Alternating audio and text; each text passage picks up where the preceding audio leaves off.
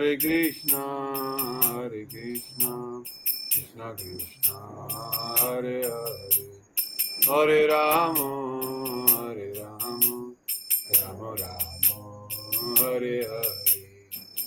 Hare Krishna, Hare Krishna, Krishna Krishna, Hare Hare, Hare Rama, Hare Rama, Rama Rama, Hare Hare.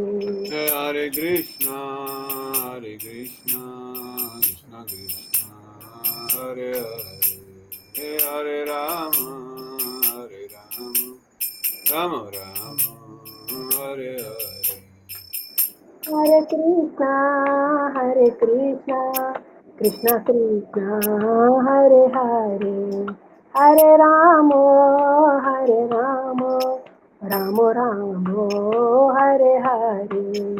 Hare Krishna, Hare Krishna, Krishna Krishna, Hare Hare, Hare Rama, Hare Rama, Rama Rama, Hare Hare. Hare Krishna, Hare Krishna, Krishna Krishna, Hare Hare, Hare Rama, Hare Rama, Rama Rama, Hare Hare. Hare Krishna, Hare Krishna, Krishna Krishna, Hare Hare, Hare Rama, Hare Rama, Rama Rama, Hare Hare. Gita जोर हरि बोल, हरि बोल, हरि बोल, हरि बोल। Jai Hari Bol, Hari Bol, Hari Bol, Hari Bol. जय जय गुरुदेव, गुरुदेव, गुरुदेव, गुरुदेव। Jai Jai Gurudev, Gurudev, Gurudev, Gurudev.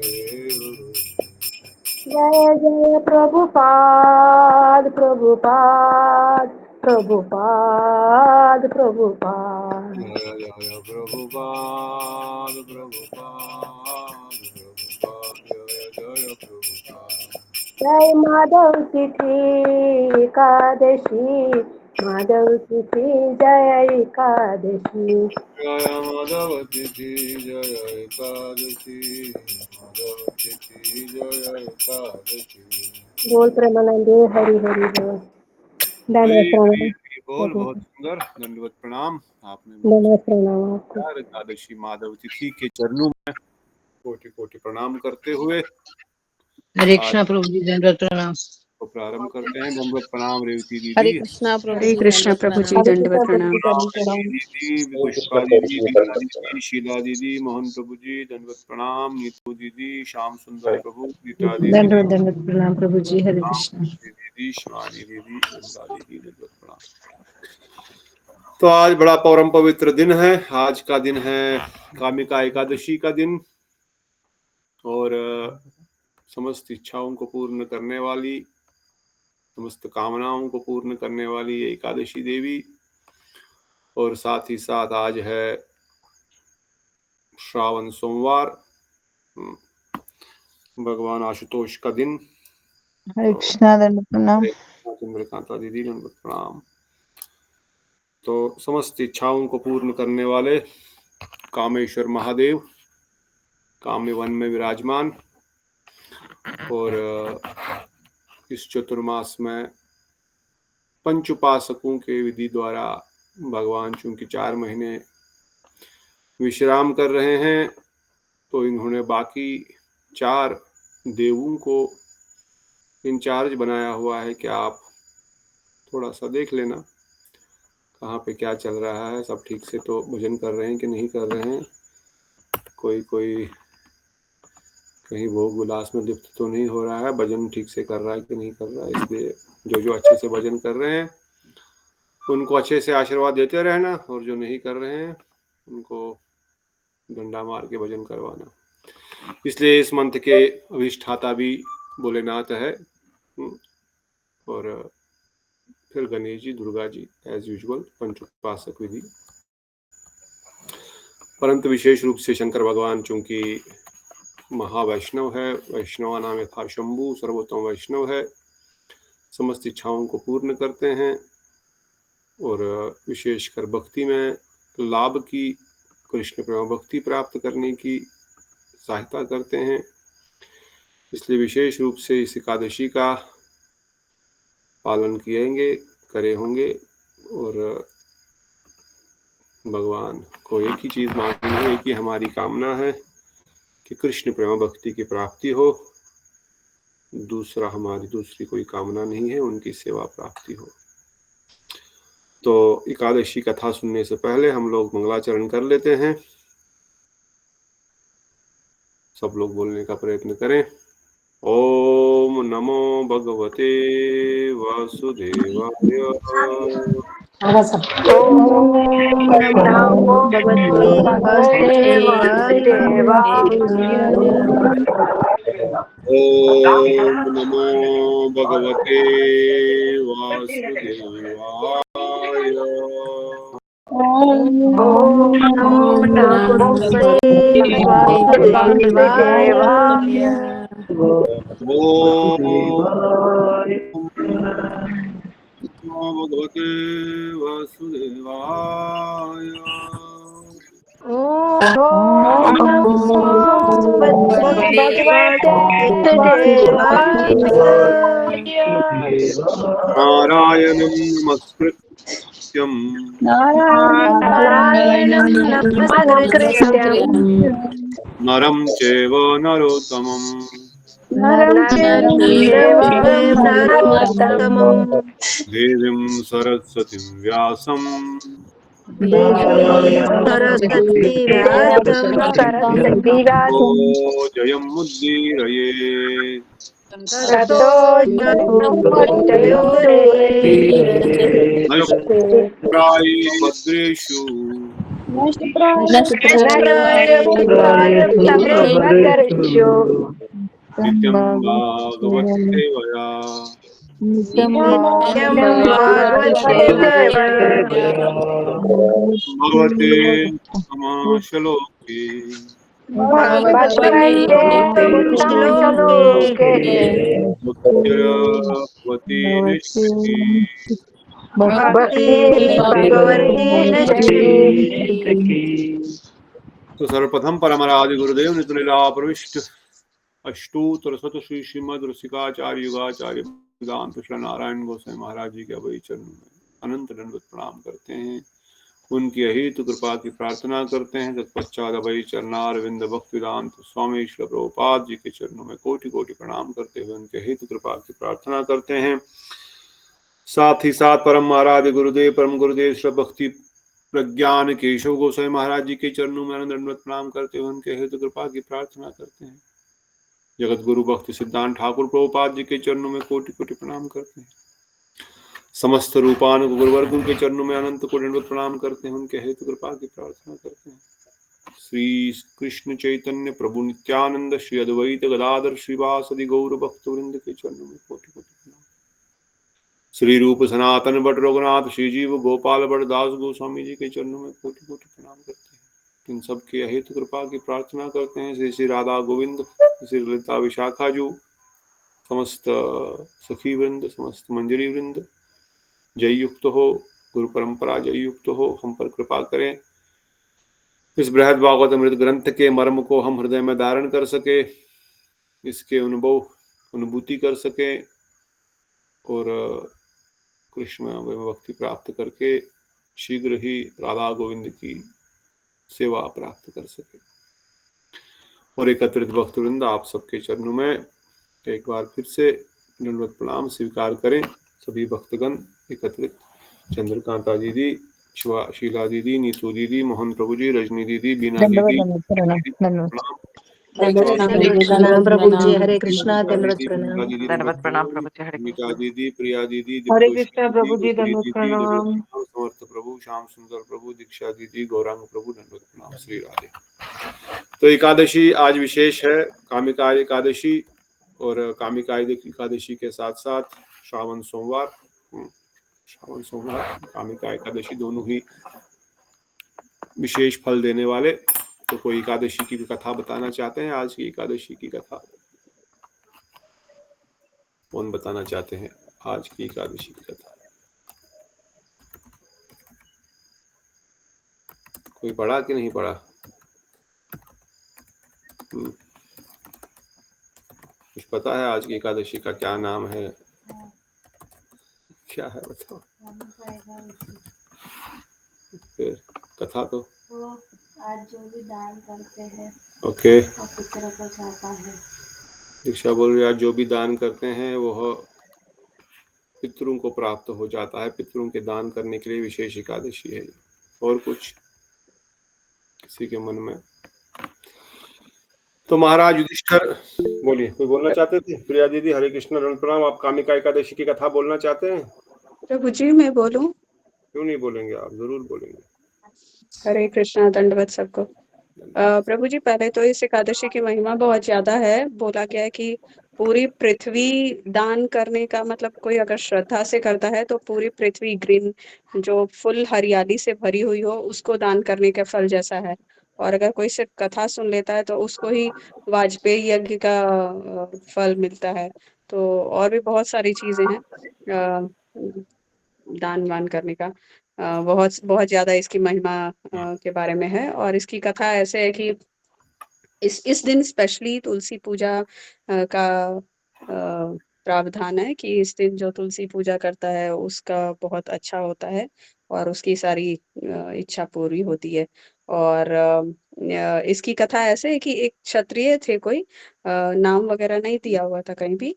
उस वो उनकी उनका एक झगड़ा ब्राह्मण से हो गया और हाथापाई में ब्राह्मण की मृत्यु हो जाती है।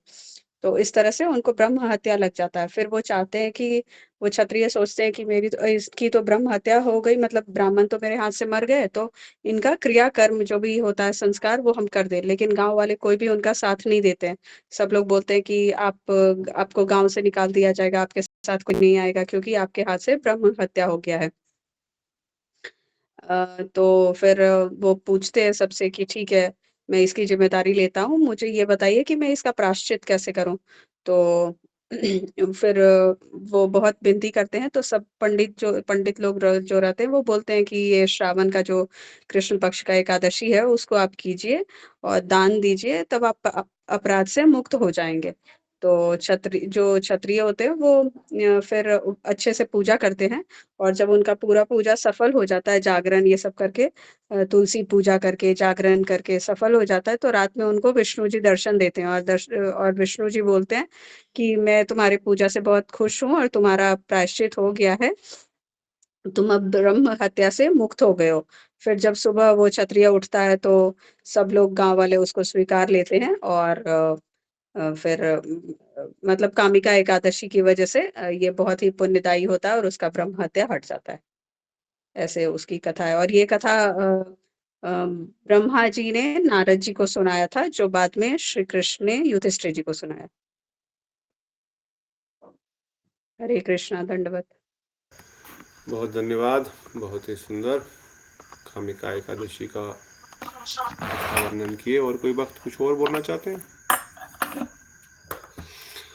तो बिल्कुल सही, आज के दिन विशेष रूप से तुलसी की मंजरी से ठाकुर जी का सेवा करने का विशेष महत्व है। भगवान को तो तुलसी निरंतर प्रिय है, और परंतु एकादशी के दिन निषेध समय में तुलसी को चयन नहीं करते। तुलसी का चयन के समय के ही उसको चयन करना चाहिए और फिर भगवान श्री हरि के चरणों में उसको अर्पण करें।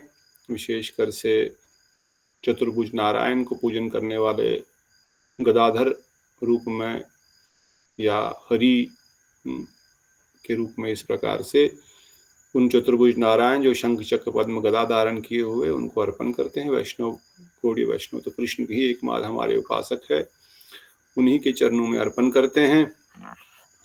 और इस प्रकार से जैसे दीदी ने बताया कि बहुत ज्यादा फल इस एकादशी का है। जो इस दिन केवल एकादशी व्रत पालन करता है उसको पूरी धरती के समान स्वर्ण दान करने का फल मिल जाता है। कितना लाभ होगा आपको समझ सकते हैं। अगर किसी को संसार के भोग विलास भी प्राप्त करने हैं, स्वर्ग आदि की प्राप्ति भी अगर करनी है, या आगे जाकर के अगले जन्म में फिर से इसी जन्म में आने की इच्छा है और मैं अधिक संसार में भोग विलास करूं, तो इससे बढ़िया क्या फल मिल सकता है? क्या आपने पूरा धरती जितना, एक धरती को दान करने जितना दान किया। इतना ही नहीं, इवन कहते हैं जो केदारनाथ जाकर के हिमालय में केदारनाथ जी का दर्शन करता है, जो बड़ा कठिन है केदारनाथ जाना। केदारनाथ में कौन रहते हैं? शंकर भगवान। और बद्रीनाथ में विष्णु जी। विष्णु भगवान केदारनाथ जाने का फल आपको मिल जाएगा अगर बैठे बैठे अगर आप एकादशी व्रत अच्छे से करेंगे। कुरुक्षेत्र में सूर्य ग्रहण के समान जो नहाने का, स्नान करने का जो फल है, वो बहुत बड़ा फल माना गया है। सूर्य ग्रहण के समान कुरुक्षेत्र में स्नान करना, तो वो फल भी आपको घर बैठे बैठे मिल जाएगा। पूरी धरती को कौन दान दे सकता है? जो धरती का राजा हो, समझो बलि महाराज जैसे। बलि महाराज ही धरती को दान दे सकता है, दूसरा कौन दे सकता है? तो धरती को दान देने का फल जिसको मिल जाता है केवल एक एकादशी का व्रत करने मात्र से। इस समय धरती पे पहाड़ है, समुद्र है, पेड़ पौधे हैं, फल फूल खलिहान सब कुछ, और गंडकी नदी जो कि नेपाल में है, उसमें स्नान करने से जो फल मिलता है केवल एकादशी के दिन आपको वो फल मिलता है। विशेषकर पूर्णिमा के दिन अगर हम गंडकी नदी में स्नान करें, तो इस प्रकार से जो भी इस एकादशी का व्रत करेगा उसको ये सब फल अनायास ही प्राप्त हो जाएंगे। गोदान सबसे बहुत बड़ा दान कहा गया है। विशेषकर अगर जो गाय दूध देती हो, बछड़े समेत दान करेगा, और बछड़ा और गाय ही नहीं अपितु उनका खाने पीने का पूरी व्यवस्था भी करेगा, उस व्यक्ति को भी बड़ा ही विशेष फल मिलता है। और जो जैसे हमने बताया श्रीधर भगवान का पूजन करते हैं, और श्रीधर दास का भी कर सकते हैं जो सोमपुरा में रहते हैं, तो वो भी भगवान के भक्त है, श्रीधर नाम है उनका। और विशेषकर से कहते हैं उनको गंधर्व, नाग, देवतागण सब उनकी पूजा करते हैं। तो जो श्रीधर की पूजा करेंगे भगवान, ये देवतागण भी उनकी पूजा करते हैं। जिन्होंने बहुत सारे पाप कर्म पूर्व जीवन में किए हो, किसी कारण से किए हो कि हमको याद नहीं पूर्व जन्म में हमने क्या क्या पाप किए, क्यों किए, किस कारण से किए, कुछ पता नहीं। अब उनके कारण हमको कष्ट भोगना पड़ता है जन्म में, क्योंकि पूर्व जन्मों का खाता हम लेकर के आए हैं प्रारब्ध का, वही प्रारब्ध हम भोग रहे हैं। जो हम सब लोग जानते हैं कि प्रारब्ध से ही हमारा दिनचर्या चल रहा है।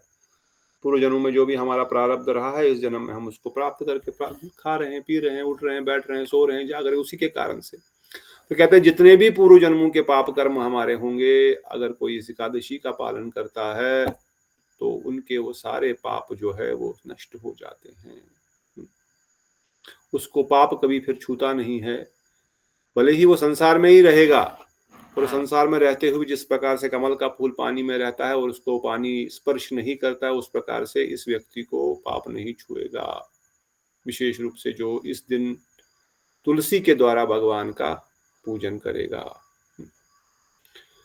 और इतना ही नहीं, इस जन्म में पाप का फल नहीं मिलेगा तो अगले जन्म में मिलेगा। फिर मैंने कर्म तो किए हुए हैं पापों के, कहते हैं नहीं, फ्यूचर बर्थ में भी उनको किसी प्रकार से कोई पाप नहीं मिलेगा,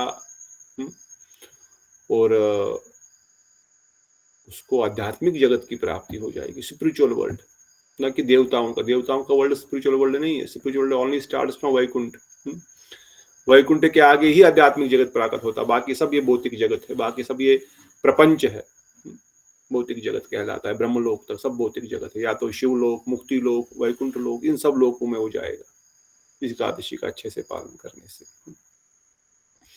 तो इसलिए अवश्य ही आपके घर में अगर तुलसी चयन आपने करके रखा हुआ है सुबह या कल, तो अवश्य भी मौका है, ठाकुर जी को सुलाने से पहले उनके चरणों में कुछ अर्पण कीजिए, और हो सके तो कुछ दान कीजिए, कुछ दान कीजिए, कुछ सोने का दान कीजिए, कुछ चांदी का दान कीजिए, जो भी आपकी क्षमता है। कुछ क्षमता नहीं है तो कोई बात नहीं है, तुलसी का ही दान कीजिए, ठाकुर जी को कुछ अच्छे से भोग लगाइए, और इस प्रकार से बहुत सारे फल आपको घर बैठे बैठे प्राप्त मिलते हैं। अगर आपने तुलसी का पूजन नहीं किया तो एक दिया दिखा दीजिए कम से कम। जल तो डालते ही हैं रोज, रोज डालना चाहिए, घर में तो विशेष रूप से डालना चाहिए। अभी तो शाम को नहीं डाल सकते, सुबह डालना चाहिए था, पर शाम को कम से कम दिया अगरबत्ती तो आप दिखा ही सकते हैं शयन करने से पहले। इसलिए जो इस प्रकार से करेगा, तुलसी जी का पूजन करेगा आज के दिन, श्री हरि उनको अपने ही धाम में निवास प्रदान करते हैं। अभी डायरेक्ट स्पिरिचुअल वर्ल्ड भी नहीं, सीधा वैकुंठ जगत, सीधा गोलोक वृंदावन धाम में प्राप्ति हो जाती है। विशेषकर से अगर कोई तुलसी जी के सामने घी का दिया जलाता है, अगर कोई घी का दिया जलाया जाता है तो कहते हैं उसके पुण्य कर्मों का तो गुणगान ही, गिनती ही नहीं की जा सकती। कितने पुण्य कर्म मिलेंगे, गिनती ही नहीं की जा सकती, कितने पुण्य कर्म बन गए उसके खाते में, कितने सारे पुण्य कर्म आ गए। और अगर कोई तिल के तेल का दिया जलाएगा, तिल के तेल का दिया भी भगवान को बड़ी अत्यंत प्रिय है, तो उसको समस्त पापों से मुक्त होकर के सूर्य देव के लोक में जाने को मौका मिलेगा। सूर्य देव के पास वो जा सकता है और वो सूर्य की तरह ही वह चमकता जाएगा, मतलब चारों ओर से उसके प्रकाश होगा, उसके जीवन में सारा प्रकाश ही प्रकाश होगा। और इस एकादशी का दिन बड़ा वैशिष्ट है। जैसे दीक्षा ही बताया, अगर कोई दान करता है तो वो पूर्व जन्म में किसी कारण से, आपके पितृ भी अगर किसी कारण से कष्ट कहीं पर भोग रहे हैं, उनको उन कष्टों से मुक्ति मिल जाती है। दादा परदादा जिनके ऊपर क्या बोलते हैं इसको, कौन सी दशा होती है, पितरों की दशा होती है, वटएवर, पितृदोष आदि होता है, करेक्ट। पितृदोष आदि अगर है, किसी कारण से कोई पितर आपसे संतुष्ट नहीं है, आपने कुछ नहीं किया उनके लिए समय पर, आज के दिन एकादशी व्रत करो, उनका फल उनको अर्पण करो, या कम से कम उनके लिए दान अर्पण करो। ये दान यहाँ पर करने से, ठाकुर जी के चरणों में करने से, उनको वहीं पर वो दान की प्राप्ति हो जाएगी, वहां संतुष्ट हो जाएंगे और समस्त प्रकार के पापों से मुक्त हो जाएंगे। इवन एकादशी का व्रत करने से कई बार हमने सुना है कोई ब्राह्मण हत्या से भी मुक्ति मिल जाती है। और विशेष रूप से सबसे बड़ा पाप कहा गया है भ्रूण हत्या। गर्भ में किसी ने गलती से जानबूझकर वटेवर वे अगर गर्भपात किया है कभी, तो उसको कभी भी भगवत धाम की प्राप्ति नहीं हो सकती, ऐसा वर्णन किया गया है शास्त्रों में। उसका पतन होना निश्चित है। परंतु अगर कोई एकादशी का व्रत करेगा, ठीक से करेगा और नाम करेगा, जागरण करेगा, तो उसको इस पाप से भी मुक्ति मिल जाएगी, क्योंकि सबसे खतरनाक पाप होता है ब्रह्म हत्या का पाप, भ्रूण हत्या का पाप, या किसी निर्दोष व्यक्ति का पाप करना, या किसी स्त्री के ऊपर कोई दोषारोपण करना, इस प्रकार से कोई जो शुद्ध है।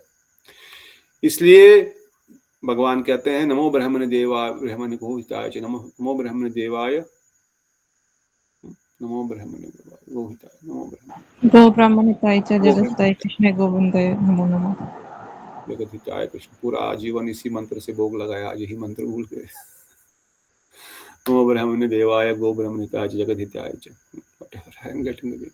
तो भगवान को गो ब्राह्मण अत्यंत प्रिय है, इसलिए जो ब्राह्मण को दान करेंगे, जो गौ सेवा करेंगे, और विशेष रूप से जो इस एकादशी का व्रत करेंगे, भगवान उनसे बड़े प्रसन्न होंगे, कभी भी उनको भगवान नहीं त्यागेंगे। इसलिए अवश्य ही वो गोलोक वृंदावन धाम की प्राप्ति करेगा, समस्त प्रकार के पापों को मुक्त होकर के गोलोक वृंदावन धाम की प्राप्ति होगी। तो दो चीजें विशेष रूप से हम समझे, एक तो एकादशी के दिन, इस एकादशी के दिन विशेष रूप से हमने तुलसी का पूजन अर्चन, परिक्रमा, दीपदान, अगरबत्ती दान अवश्य ही करना चाहिए, और उनसे कृष्ण प्रेम भक्ति की प्राप्ति मांगनी चाहिए। बाकी सब ऑटोमेटिक ही मिल जाएगा, आपको मांगने की जरूरत नहीं और आपको चाहिए भी नहीं। और दूसरा दान करना चाहिए विशेष रूप से। तो अगर किसी को भी दान करने की इच्छा है, अभी तक ने दान नहीं किया है, तो अवश्य ही सोने से पहले दान जरूर करें। थोड़ा बहुत आपके पास दान करने का एक और मौका है। हमारे जगन्नाथपुरी के पास जो गुरुकुल शुरू हुआ है पिछले 2 साल पहले, गौड़िया वेदांत एजुकेशन सोसाइटी, जिसमें अभी लगभग 180 बच्चे पढ़ते हैं और बहुत सुंदर उनके लिए स्कूल का निर्माण हुआ, अभी हॉस्टल का निर्माण हो रहा है और आगे आगे प्लेग्राउंड, बस भी आ गई है। तो पिछली परसों शनिवार के दिन परम पूज्य बोधायन महाराज जी और परम पूज्य पद्मनाभ महाराज जी वर्णन कर रहे थे और इस ट्रस्ट में परम पूज्य श्रीधर महाराज जी भी हैं, परम पूज्य बन महाराज जी भी हैं। इनके द्वारा ही ये स्कूल चल रहा है, इसका निर्माण हुआ है। कोई चाहे तो इन बच्चों को, किसी एक बच्चे की पढ़ाई आप स्पॉन्सर भी कर सकते हैं, ये भी एक मौका है दान करने का। आज के दिन ज़्यादा खर्चा नहीं है, वहाँ पर केवल 800 रुपये फीस है। साल भर की फीस 10,000 रुपये हो गई, कोई ज़्यादा नहीं है। कोई बच्चे को स्पॉन्सर करना चाहे पढ़ाई का 1 साल का तो कर सकते हैं। कोई उनका खाने का, हॉस्टल में रहने का स्पॉन्सर करना चाहिए, क्योंकि गरीब बच्चे हैं, आसपास के भक्तों के बच्चे होते हैं और वहाँ पर गरीबी है आसपास में, गांव में तो उस प्रकार से होता ही है।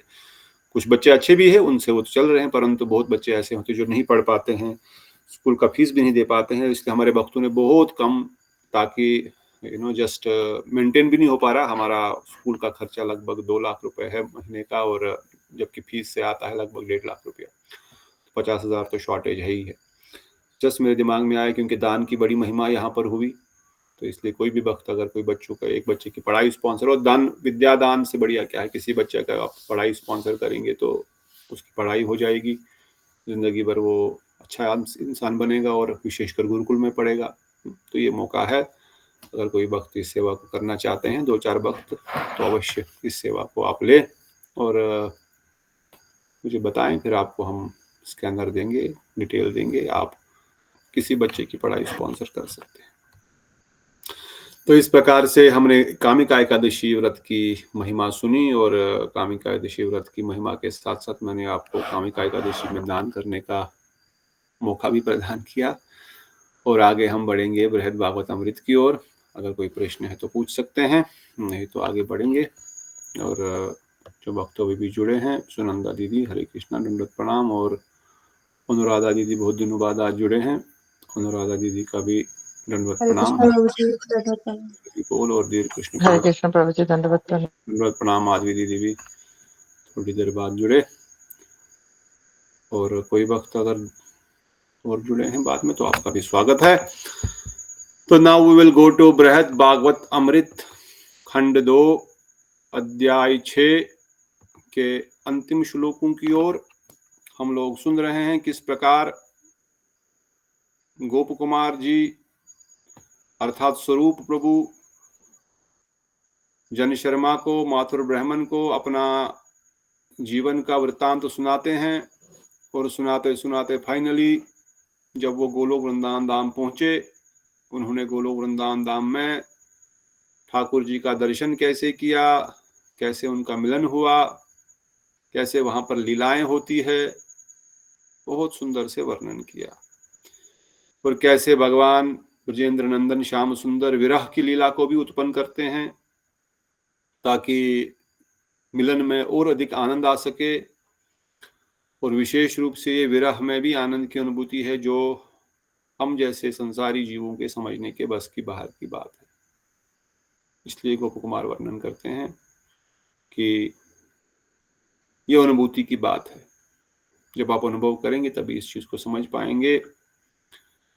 और कई सारी लीलाएं वहां पर कई बार होती रहती है, अरिष्टासुर लीला हो या कालिया दमन लीला हो या गिरिराज गोवर्धन उठाने की लीला हो या कोई कंस को वध करने की लीला हो, पूतना मर्दन की लीला हो, ये सब लीलाएं निरंतर बार बार होती रहती है। और फिर भगवान भी और भक्त भी इनको भूल जाते हैं और कुछ समय बाद फिर से ये लीला होती है और भक्तों को लगता है शायद हमने ये लीला किसी ब्रह्मांड में की होगी, तब उसका हमको ध्यान है, इसलिए हमको लगा है कि हमने इसको तो पहले भी देखा, भी फिर से कैसे हो रही। पर तब जब वो लीला वहां पर प्रकट होती है ब्रजेंद्र नंदन की इच्छा से, उस समय वह उन स्वयं भी भूल जाते हैं कि यह लीला पहले भी हुई है। इसलिए भक्तगण वर्णन करते हैं, स्वरूप वर्णन करते हैं, निरंतर भगवान से मिलन की अनुभूति का आनंद ब्रजवासीगण लेते रहते हैं। कभी कभार गोलोकवासी कृष्ण के प्रेम रूपी कालकूट विष से मोहित होकर उन सब लीलाओं को सदा सर्वदा अपूर्व अर्थात नित्य नवीन रूप में अनुभव करते हैं। निरंतर वह उनकी इन लीलाओं को नित्य नवीन रूप में अनुभव करते हैं। ऐसा नहीं कि कल हुआ था फिर से हो गया है अभी, यानी ये संसार का मूवी नहीं है, हमने कल पिक्चर देख ली आज फिर से देखने का मजा नहीं आएगा, नहीं। ये प्रतिपदम पूर्णामृत स्वादनम है, जो पिछली बार भी हम डिस्कस कर रहे थे। जितनी बार ये लीलाएं होती रहेंगी उतनी बार लगेगी कि इस बार नहीं है। जिस प्रकार हम गीता पढ़ते हैं, भागवत पढ़ते हैं, जितनी बार पढ़ते हैं लगता है मैं पहली बार पढ़ रहा हूँ, और नई चीज सीखने को मिलती है हर बार। 100 बार तो मैंने पढ़ी होगी गीता भागवत की, श्रीमद् भागवत गीता, पर फिर भी हमेशा लगता है कि मैं पहली बार ही पढ़ रहा हूँ, ये तो मैंने पहले पढ़ा नहीं, ये तो अलग चीज समझ में आ रहा है इस बार, सेम श्रीमद् भागवतम के माध्यम की, सेम नाम जप के द्वारा। तो भगवान ये दिखा रहे हैं कि उनका दिव्य लीलाएं जिस प्रकार नित्य नवीनवान है, नित्य आनंद प्रदान करने वाली है, तो अवश्य उनका दाम तो नित्य आनंद प्रदान करेगा ही करेगा। इसलिए कोई भी लीला ऐसा नहीं है कि ये हो गई तो अब इसमें मजा नहीं आ रहा, निरंतर उसमें आनंद की अनुभूति होती है। अतः उन ब्रजवासियों के अवर्चनीय प्रेम के आवेश का वेग संयोग या वियोग लीला द्वारा महान रूप से निरंतर उत्तरोत्तर बढ़ता ही रहता है। इसलिए उन ब्रजवासियों का जो प्रेम का आवेश है, जो प्रेम का वेग है, वह निरंतर संयोग और वियोग अर्थात मिलन से और बिछड़ने के कारण निरंतर वह बढ़ता ही रहता है। ये मिलना और बिछड़ना, मिलना और बिछड़ना का जो रीत है, इससे निरंतर प्रेम का आवेश बढ़ता रहता है ब्रजवासियों में, तो ब्रजेंद्र नंदन में भी। इसलिए गोलोक में रहने वाले नित्य परिकरों की तो बात ही क्या, मुझ जैसे नए व्यक्ति को भी विस्मरण हो जाता है कि यह लीला पहले हो चुकी है या नवीन है। जो गोलोक वृंदावन में रहते हैं उनका तो कहना ही क्या, मैं तो वहां पर नया नया आया हूं, मैं भी ये भूल जाता हूं कि ये लीला पहले हो चुकी है, क्योंकि मैं तो साधक हूं, मैं तो साधना प्राप्त करके वहां पर पहुंचा। वो तो वहां पर नित्य रहने वाले जीव है, वो तो उनके भगवान के पार्षद है, तो मैं भी भूल जाता हूं, वो भी भूल जाते हैं, स्वयं भगवान भी भूल जाते हैं। श्री कृष्ण महामोहनकारी मधुरिमा रूपी नदी के द्वारा समुद्र को निरंतर डूबे हुए हैं, तथा वैसे प्रिय भाव से प्रेम महादन प्राप्त करके उन्मत्त हो रहे हैं। ऐसे लोगों को कौन सी वस्तु स्मरण नहीं होती है, विस्मरण नहीं होती है। कहते हैं जो महाभाव रूपी महामाधुरिमा का अनुभव कर रहे हैं, पिछली बार भी पढ़ा था, जो महाभाव रूपी महामाधुरिमा का अनुभव कर रहे हैं, प्रेम का अनुभव कर रहे हैं, आनंद का अनुभव कर रहे हैं, उस आनंद के सागर में डूब करके उनको क्या याद रहेगा। वो लीला तो आनंद प्रदान कराने वाली है, वो लीला तो आनंद प्रदान कराने वाली है। आपने एक रसगुल्ला खा लिया, बहुत अच्छा लगा, फिर दूसरा खा लिया और अच्छा लगा, बहुत बढ़िया लग रहा, आप खाए जा रहे हो, आप कितने खाए थोड़ी याद रहेंगे, क्योंकि बढ़िया आनंद आ रहा है, खाते जा रहे आदमी। संसार के रसगुल्ले में तो लिमिट है, पर भगवान की मधुर लीलाओं में कहाँ लिमिट है। परंतु जब कोई वस्तु पसंद आती है, आदमी थोड़ी काउंट करता मैं कितने खाया कितने नहीं खाया, जब तक वो कैपेसिटी भरेगी नहीं तो तब तक खाता जाएगा। पर वहां पे तो कैपेसिटी पूर्ण होती ही नहीं कभी। ये तो भगवान ने आशीर्वाद दिया है कि मेरे प्रेम से कभी कोई संतुष्ट होगा नहीं, वो निरंतर उस प्रेम के सागर में डूबते रहना चाहेगा, और अधिक प्राप्ति हो। हाँ, इसलिए उस महान धन को प्राप्त करके किसको याद रहेगा कि ये लीला पहले हुई नहीं हुई है। वो तो उस लीला के आनंद का अनुभव करते हुए और महाप्रेम रस आनंद में डूब जाते हैं। कैसा आश्चर्य है, सर्वज्ञ शिरोमणि कृष्ण भी अपने प्रियजनों के प्रेम रूपी समुद्र में निमग्न होकर अपने महान ऐश्वर्य को भूल जाते हैं।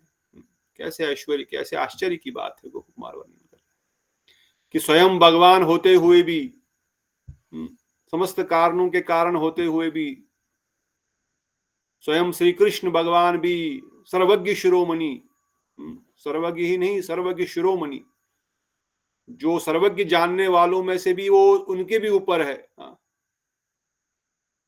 मे भी वैकुंठपति नारायण के रूप में वो कुछ ब्रह्मांडों को, कुछ वैकुंठ लोगों को जानते होंगे, परंतु राम जी के रूप में वो और अधिक जानते हैं, द्वारकाधीश के रूप में। और यहाँ तो सर्वज्ञ शिरोमणि ब्रजेंद्र नंदन श्री कृष्ण है।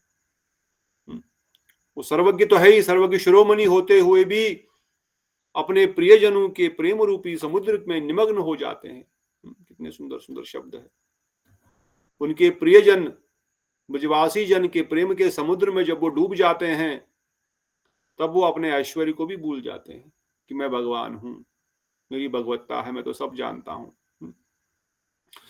उनको ये भी ज्ञान नहीं रहता है कि मैंने क्या किया, मैंने कौन सी लीला की, मेरा कोई कर्तव्य भी है क्या इस जगत में, किसी के प्रति कुछ और भी कार्य है क्या मेरा, क्योंकि उसके लिए तो उन्होंने बाकी विष्णु अवतार रखे हैं। इसलिए कहते हैं यदि आपत्ति हो सकती है कि भगवान के प्रेम को प्रभाव से सर्वज्ञता आदि स्फूर्ति वैभव स्वयं ही उपस्थित होता है, अतएव वो सब कुछ भूल जाना किस प्रकार संभव है। अतः भगवान तो सर्वज्ञ है, ऑटोमेटिकली उनको याद होना चाहिए क्योंकि वो भगवान है, भले ही कहीं पर भी रहें, भगवान की भगवत्ता तो उनके अंदर रहेगी ना, वो कैसे भूल जाएंगे। फिर कैसे भूल जाते हैं, ये कैसे संभव हो सकता है। इसी आशंका को दूर करने के लिए कह रहे हैं, क्या कह रहे हैं, उस अत्यंत उन्मत्त प्रेम का स्वभाव, वो प्रेम ऐसा प्रेम है स्वयं भगवान को भी वो सब कुछ बुला देता है। मतलब प्रेम भगवान की सर्वज्ञता को भी टेक ओवर कर लेता है। इसीलिए बताया गया ज्ञान कर्म आदि अनावृतम, ये ज्ञान और कर्म के द्वारा डक नहीं की जा सकती भक्ति। इसलिए बताया गया भक्ति भगवान से भी स्वतंत्र है, भगवान भी भक्ति को वश में नहीं कर सकते। उल्टा भक्ति के वश में भगवान है, प्रेम के वश में भगवान है, अर्थात भगवान से भी बड़े प्रेम है उनका। इसीलिए गुरुजन वर्णन करते हैं हमारा जीवन का लक्ष्य भगवत प्राप्ति नहीं है, फिर क्या हमारे जीवन का लक्ष्य, कृष्ण प्रेम, प्रेम प्रेम कृष्ण प्रेम। प्रेम प्राप्ति, क्योंकि प्रेम भगवान को भी वशीभूत कर देता है, वो प्रेम भगवान को भी वशीभूत कर लेता है। इसलिए अगर आपका प्रश्न है वो तो स्वयं भगवान है, उनको तो याद तो रहना चाहिए, वो भले ही कुछ भी लीला कर रहे हो। नहीं, प्रेम का ऐसा स्वभाव है कि उस प्रेम में उन्मत्त होकर के वो स्वयं को भी भूल जाते हैं। हाँ। सर्वज्ञ शिरोमणि सब प्रकार से समर्थवान है तथा अपने प्रिय परिकरों को प्रेम रूपी गंभीर समुद्र में संपूर्ण रूप से डूबे रहने के कारण वो ये नहीं जान सकते कि मैंने क्या किया और मेरा क्या कर्तव्य है। उनका कोई कर्तव्य नहीं, उनका एक ही मात्र कर्तव्य, खेलो कूदो मजे करो। जो कर्तव्य करने के लिए उन्होंने संसार को ब्रह्मांड को चलाने के लिए ऑलरेडी अपने विस्तार करके रखे हैं, विष्णु रूप में, नारायण रूप में, कर्बोदक्षाई, शिरोदक्षाई, कर्णोदक्षाई, इन सब रूपों में। ब्रजेंद्र नंदन रूप में वो कुछ भी नहीं करते, केवल आनंदमय लीला का अनुसंधान करते हैं। सीधे श्री कृष्ण के चरण कमलों से स्तंभित समस्त लीलाएं नित्य और सच्चिदानंदमय है। जिस समय जिस लीला का आवश्यकता होती है उस समय वह लीला अपने परिकर परिवार सहित आकृष्ट होकर उन्हीं की सेवा में स्वयं ही उपस्थित हो जाती है। भी हमने पढ़ा था, एक्चुअली यहाँ तक तो पढ़ाई था कि भगवान की लीलाएं उनकी इच्छा अनुसार, उनके भक्तों की इच्छा अनुसार प्रकट हो जाती है। ऐसा नहीं कि कौन सी लीला कोई क्रम से ही होगी, इस धरती में पहले पूतना आएगी, फिर अगासुर आएगा, फिर बकासुर आएगा, फिर गोवर्धन मर्दन लीला होगी। नहीं, वहां नित्य नवीन है, वो एक ही स्वरूप में रहते हैं, वहां पे छोटे से बड़े नहीं हो रहे कुछ, वहां उनका वही स्वरूप है निरंतर, और उसी स्वरूप में निरंतर वह लीलाएं कर रहे हैं। तो जो लीला जब उनके हृदय में इच्छा हुई, ये लीला आज गिरिराज धरण की लीला कर लेते हैं, चलो गिरिराज धरण की लीला कर लेते हैं, तो गिरिराज धरण की लीला का पूरा माहौल शुरू हो जाता है, इंद्र वर्षा करना प्रारंभ कर देते हैं। इंद्र कहाँ से वहां से आएगा, परंतु वर्षा प्रारंभ हो जाती है, बस सब लोग भूल जाते हैं कि हम गोलोक वृंदावन धाम है, सबको लगता है हम इसी भूलोक वृंदावन धाम में बैठे हुए हैं, और इंद्र आ गया है, वर्षा कर रहा है। भगवान दौड़ दौड़ के गिरिराज गोवर्धन को अपने छोटी उंगली पे धारण करने लग जाते हैं, सारे ब्रजवासी उधर आ जाते हैं। कभी उनकी इच्छा हुई कोई दूसरी लीला करने की तो वो दूसरी लीला, अभी हवा में घूमना चाहता हूँ, खूब आकाश में उड़ना चाहता हूँ, ऐसे कैसे उड़ूंगा मैं, भगवान होते हुए नहीं उड़ सकता, तब तृणावत की लीला कर लेंगे। कहते इस प्रकार भगवान की इच्छा अनुसार वो लीलाएं वहां पर प्रकट होती है। वो दैत्य भी भगवान की इच्छा अनुसार उनका प्रतिबिंब या उनका जैसा आभास प्रकट हो जाता है, और भक्त उस लीला में, भगवान उस लीला में, ब्रजेंद्र नंदन उस लीला में, श्याम सुंदर उस लीला में प्रवत होकर के परमानंद की प्राप्ति करते हैं। और अब गोप कुमार स्वरूप ब्राह्मण को कह रहे हैं, मैंने तुमको सब बता दिया, मैंने समस्त लोगों का विलक्षण तथा चरम सीमा को प्राप्त उस गोलों की महिमा मुद्रिमा का दारा वर्णन किया है। अब तुमको जो करना है करो, मैंने तुमको जो बताया था पूरा वृंदावन के विशेष विशेष लीलाओं का भी वर्णन किया, वहां पर मैं कैसे पहुंचा वो भी वर्णन किया। अब माथुर ब्राह्मण ने प्रश्न किया कि श्री कृष्ण के मथुरा जाने पर आप कहाँ और किस प्रकार रहे? आपने तो बहुत समय के बाद अपने प्रियतनु के से उन गोलोक को प्राप्त किया था। जो हमने पिछली बार क्वेश्चन लिया था पर डिटेल में नहीं सुना था। अब यही प्रश्न पूछ रहे हैं कि आपने तब क्या किया जब कृष्ण वहां से मथुरा चले गए थे, कंस के अक्रूर जी जब लेके गए थे उनको, तब आपने क्या किया? आपने बड़े प्रयत्न के साथ, बहुत मैं पिछले 6 महीने से तो सुन ही रहा हूं कि आपने इतने सारे इतने सारे लोगों को क्रॉस करते करते मुक्ति लोक, ब्रह्मलोक को, फाइनली 14 भुवनों को, इन 7 भुवनों को विशेष रूप से, फिर ब्रह्मलोक, फिर मुक्ति लोक, शिवलोक, वैकुंठ लोक, अयोध्या, द्वारिका, कई बार वापस आए, कई बार ब्रह्मा बने, कई दिनों तक ब्रह्मा बने, कई वर्षों तक ब्रह्मा बने। कितना समय आपको लगा? इतनी मेहनत करने के बाद, बहुत समय के बाद, इतने प्रयत्न करने के बाद, अब जब भगवान को प्राप्त, अपने गोलोक वृंदावन धाम को प्राप्त किया और भगवान जब मथुरा चले गए, तब आपने क्या किया? आप कैसे रह गए उनके बगैर? उनके बगैर आप कैसे वहां पर रह पाए? क्या आप भी उनके साथ मथुरा चले गए? क्या आपने भी वहां पर, जो बाकी सखा गए थे श्रीदाम आदि, उनके साथ गए? गोप कुमार कहते हैं नहीं, मैं अपने प्रभु श्री कृष्ण की आज्ञा से उसी ब्रज में ही अपने जैसे भाव वाले श्री नंदराज आदि के साथ रहा, मैं नहीं गया। जैसे मेरे सखा ब्रजेंद्र नंदन ने मुझे आदेश दिया वैसे मैंने किया। कहते हैं मेरी तरह से जो भगवान की कृपा से साधन भजन करते उस लोग में पहुंचते हैं, वे सदा उसी ब्रज में वास करते हैं। हाँ, सनातन गोस्वामी पाद ने ये भी एक विशेष पॉइंट यहाँ पर उद्धृत किया है। जो भगवान के निज परिकर है, वो लोग भगवान के साथ अलग अलग ब्रह्मांडों में जाकर के भी लीला करते हैं, क्योंकि वो भगवान के विष्णु तत्व है। परंतु गोप कुमार यहाँ पर वर्णन कर रहे हैं, स्वरूप वर्णन कर रहे हैं कि मेरी तरह जो साधन भक्ति करके, जो जीव तत्व है, जो साधन भजन करते हुए भगवत लोक में पहुंचते हैं, वो वहां वृंदावन में ही रहते हैं। क्यों रहते हैं? भगवान कृष्ण के आदेशतावश, क्योंकि भगवान का आदेश है। वह आदेश कैसा है? अपने भाव के अनुरूप श्री नंदराज आदि ब्रजवासियों के साथ ब्रज में ही रहो, अन्यथा मथुरा में विजातीय भाव वाले व्यक्तियों के संग से तुम्हारा मन दुखी हो सकता है। क्योंकि मथुरा वासियों का दूसरा संग है, उनका संग करने से तुम दुखी हो सकते हो, अर्थात वहां तुम्हारे विशेष भाव की वृद्धि नहीं होगी। इसलिए श्री हरिभक्ति सुधोदय में कहा गया है कि बुद्धिमान व्यक्ति अपने कुल की वृद्धि के लिए सदैव अपने यूथ के आश्रय करेंगे। बात समझ आ रही? नहीं समझ आ रही? जो आपका भाव है, जो आपका स्वरूप की अवस्था है, जो आपका स्वरूप है गोलोक वृंदावन धाम में, उन्हीं व्यक्तियों के साथ हम वहां पर रहना ठीक है। अदरवाइज अगर दूसरे स्वरूप वाले, दूसरे भाव वाले व्यक्तियों के साथ, भक्तों के साथ हम रहेंगे, भले ही वो भी भगवान के ही भक्त है, भले ही वो मथुरावासी भी भगवान ब्रजेंद्र नंदन के भक्त है, द्वारिकावासी भी ब्रजेंद्र नंदन के भक्त है, द्वारिकाधीश के भक्त है, कृष्ण तो वही एक ही है, तत्वता तो एक ही है। परंतु अपने भाव वाले व्यक्ति के साथ ही हमको रहने से लाभ होगा, तभी हमको आनंद भी आएगा और तभी हमको सेवा भी ठीक से होगी। इसलिए गुरुजन भी वर्णन करते हैं स्वजाति और स्निग्ध वैष्णवों का संग करना चाहिए। बात समझ रहे? स्वजाति और स्निग्ध वैष्णवों का ही संग करना चाहिए। स्वजाति और स्निग्ध वैष्णव का संग करने से भजन में प्रगति होगी, समझ रहे? शीघ्र प्रगति होगी। अगर हम सोचेंगे दूसरे वैष्णव भी वैष्णव है, अवश्य वैष्णव है ही, देयर इज नो डाउट, वो बहुत सीनियर है, बहुत उनके अंदर भक्ति है, ठीक है, बहुत अच्छी बात है, परंतु क्या वो हमारी जाति के हैं? क्या हमारी जाति के हैं? नहीं। अगर वो हमारी जाति के नहीं है तो हमारा लाभ नहीं होगा, क्योंकि उनका मूड अलग होगा। भगवान ने शतकोटि गोपियों, राधा रानी ने शतकोटि गोपियों को प्रकट किया। शतकोटि भाव राधा रानी के शतकोटि गोपियों के द्वारा प्रकट हुए हैं।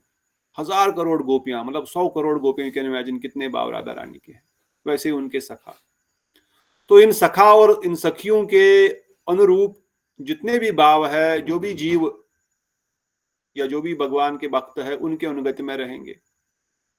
तो अब जिसका जिस प्रकार का भाव होगा, साख्य रस वाले का, दास्य रस वाले का, मात्सल्य रस वाले का, माधुर्य रस वाले का, वो उसी संग में रह करके आगे बढ़ पाएगा, अन्यथा उसका लाभ नहीं होने वाला अधिक। अनर्थ निवृत्ति की अवस्था में किसी का भी संग करें कोई बात नहीं, फर्क नहीं पड़ता। अनर्थ निवृत्ति में हम संग कर सकते हैं, परंतु अर्थ प्रवृत्ति के लिए हमको सजातीय संग ही चाहिए, बहुत विशेष है। और सजातीय होने का स्निग्ध भी होना चाहिए। हमारी जाति का भले ही क्यों ना, वो भी गौड़ीय वैष्णव ही क्यों ना हो, परंतु क्या उनको हमारे प्रति प्रीति है? क्या वो सही में हमारा कल्याण चाहते हैं, हमसे प्रेम करते हैं?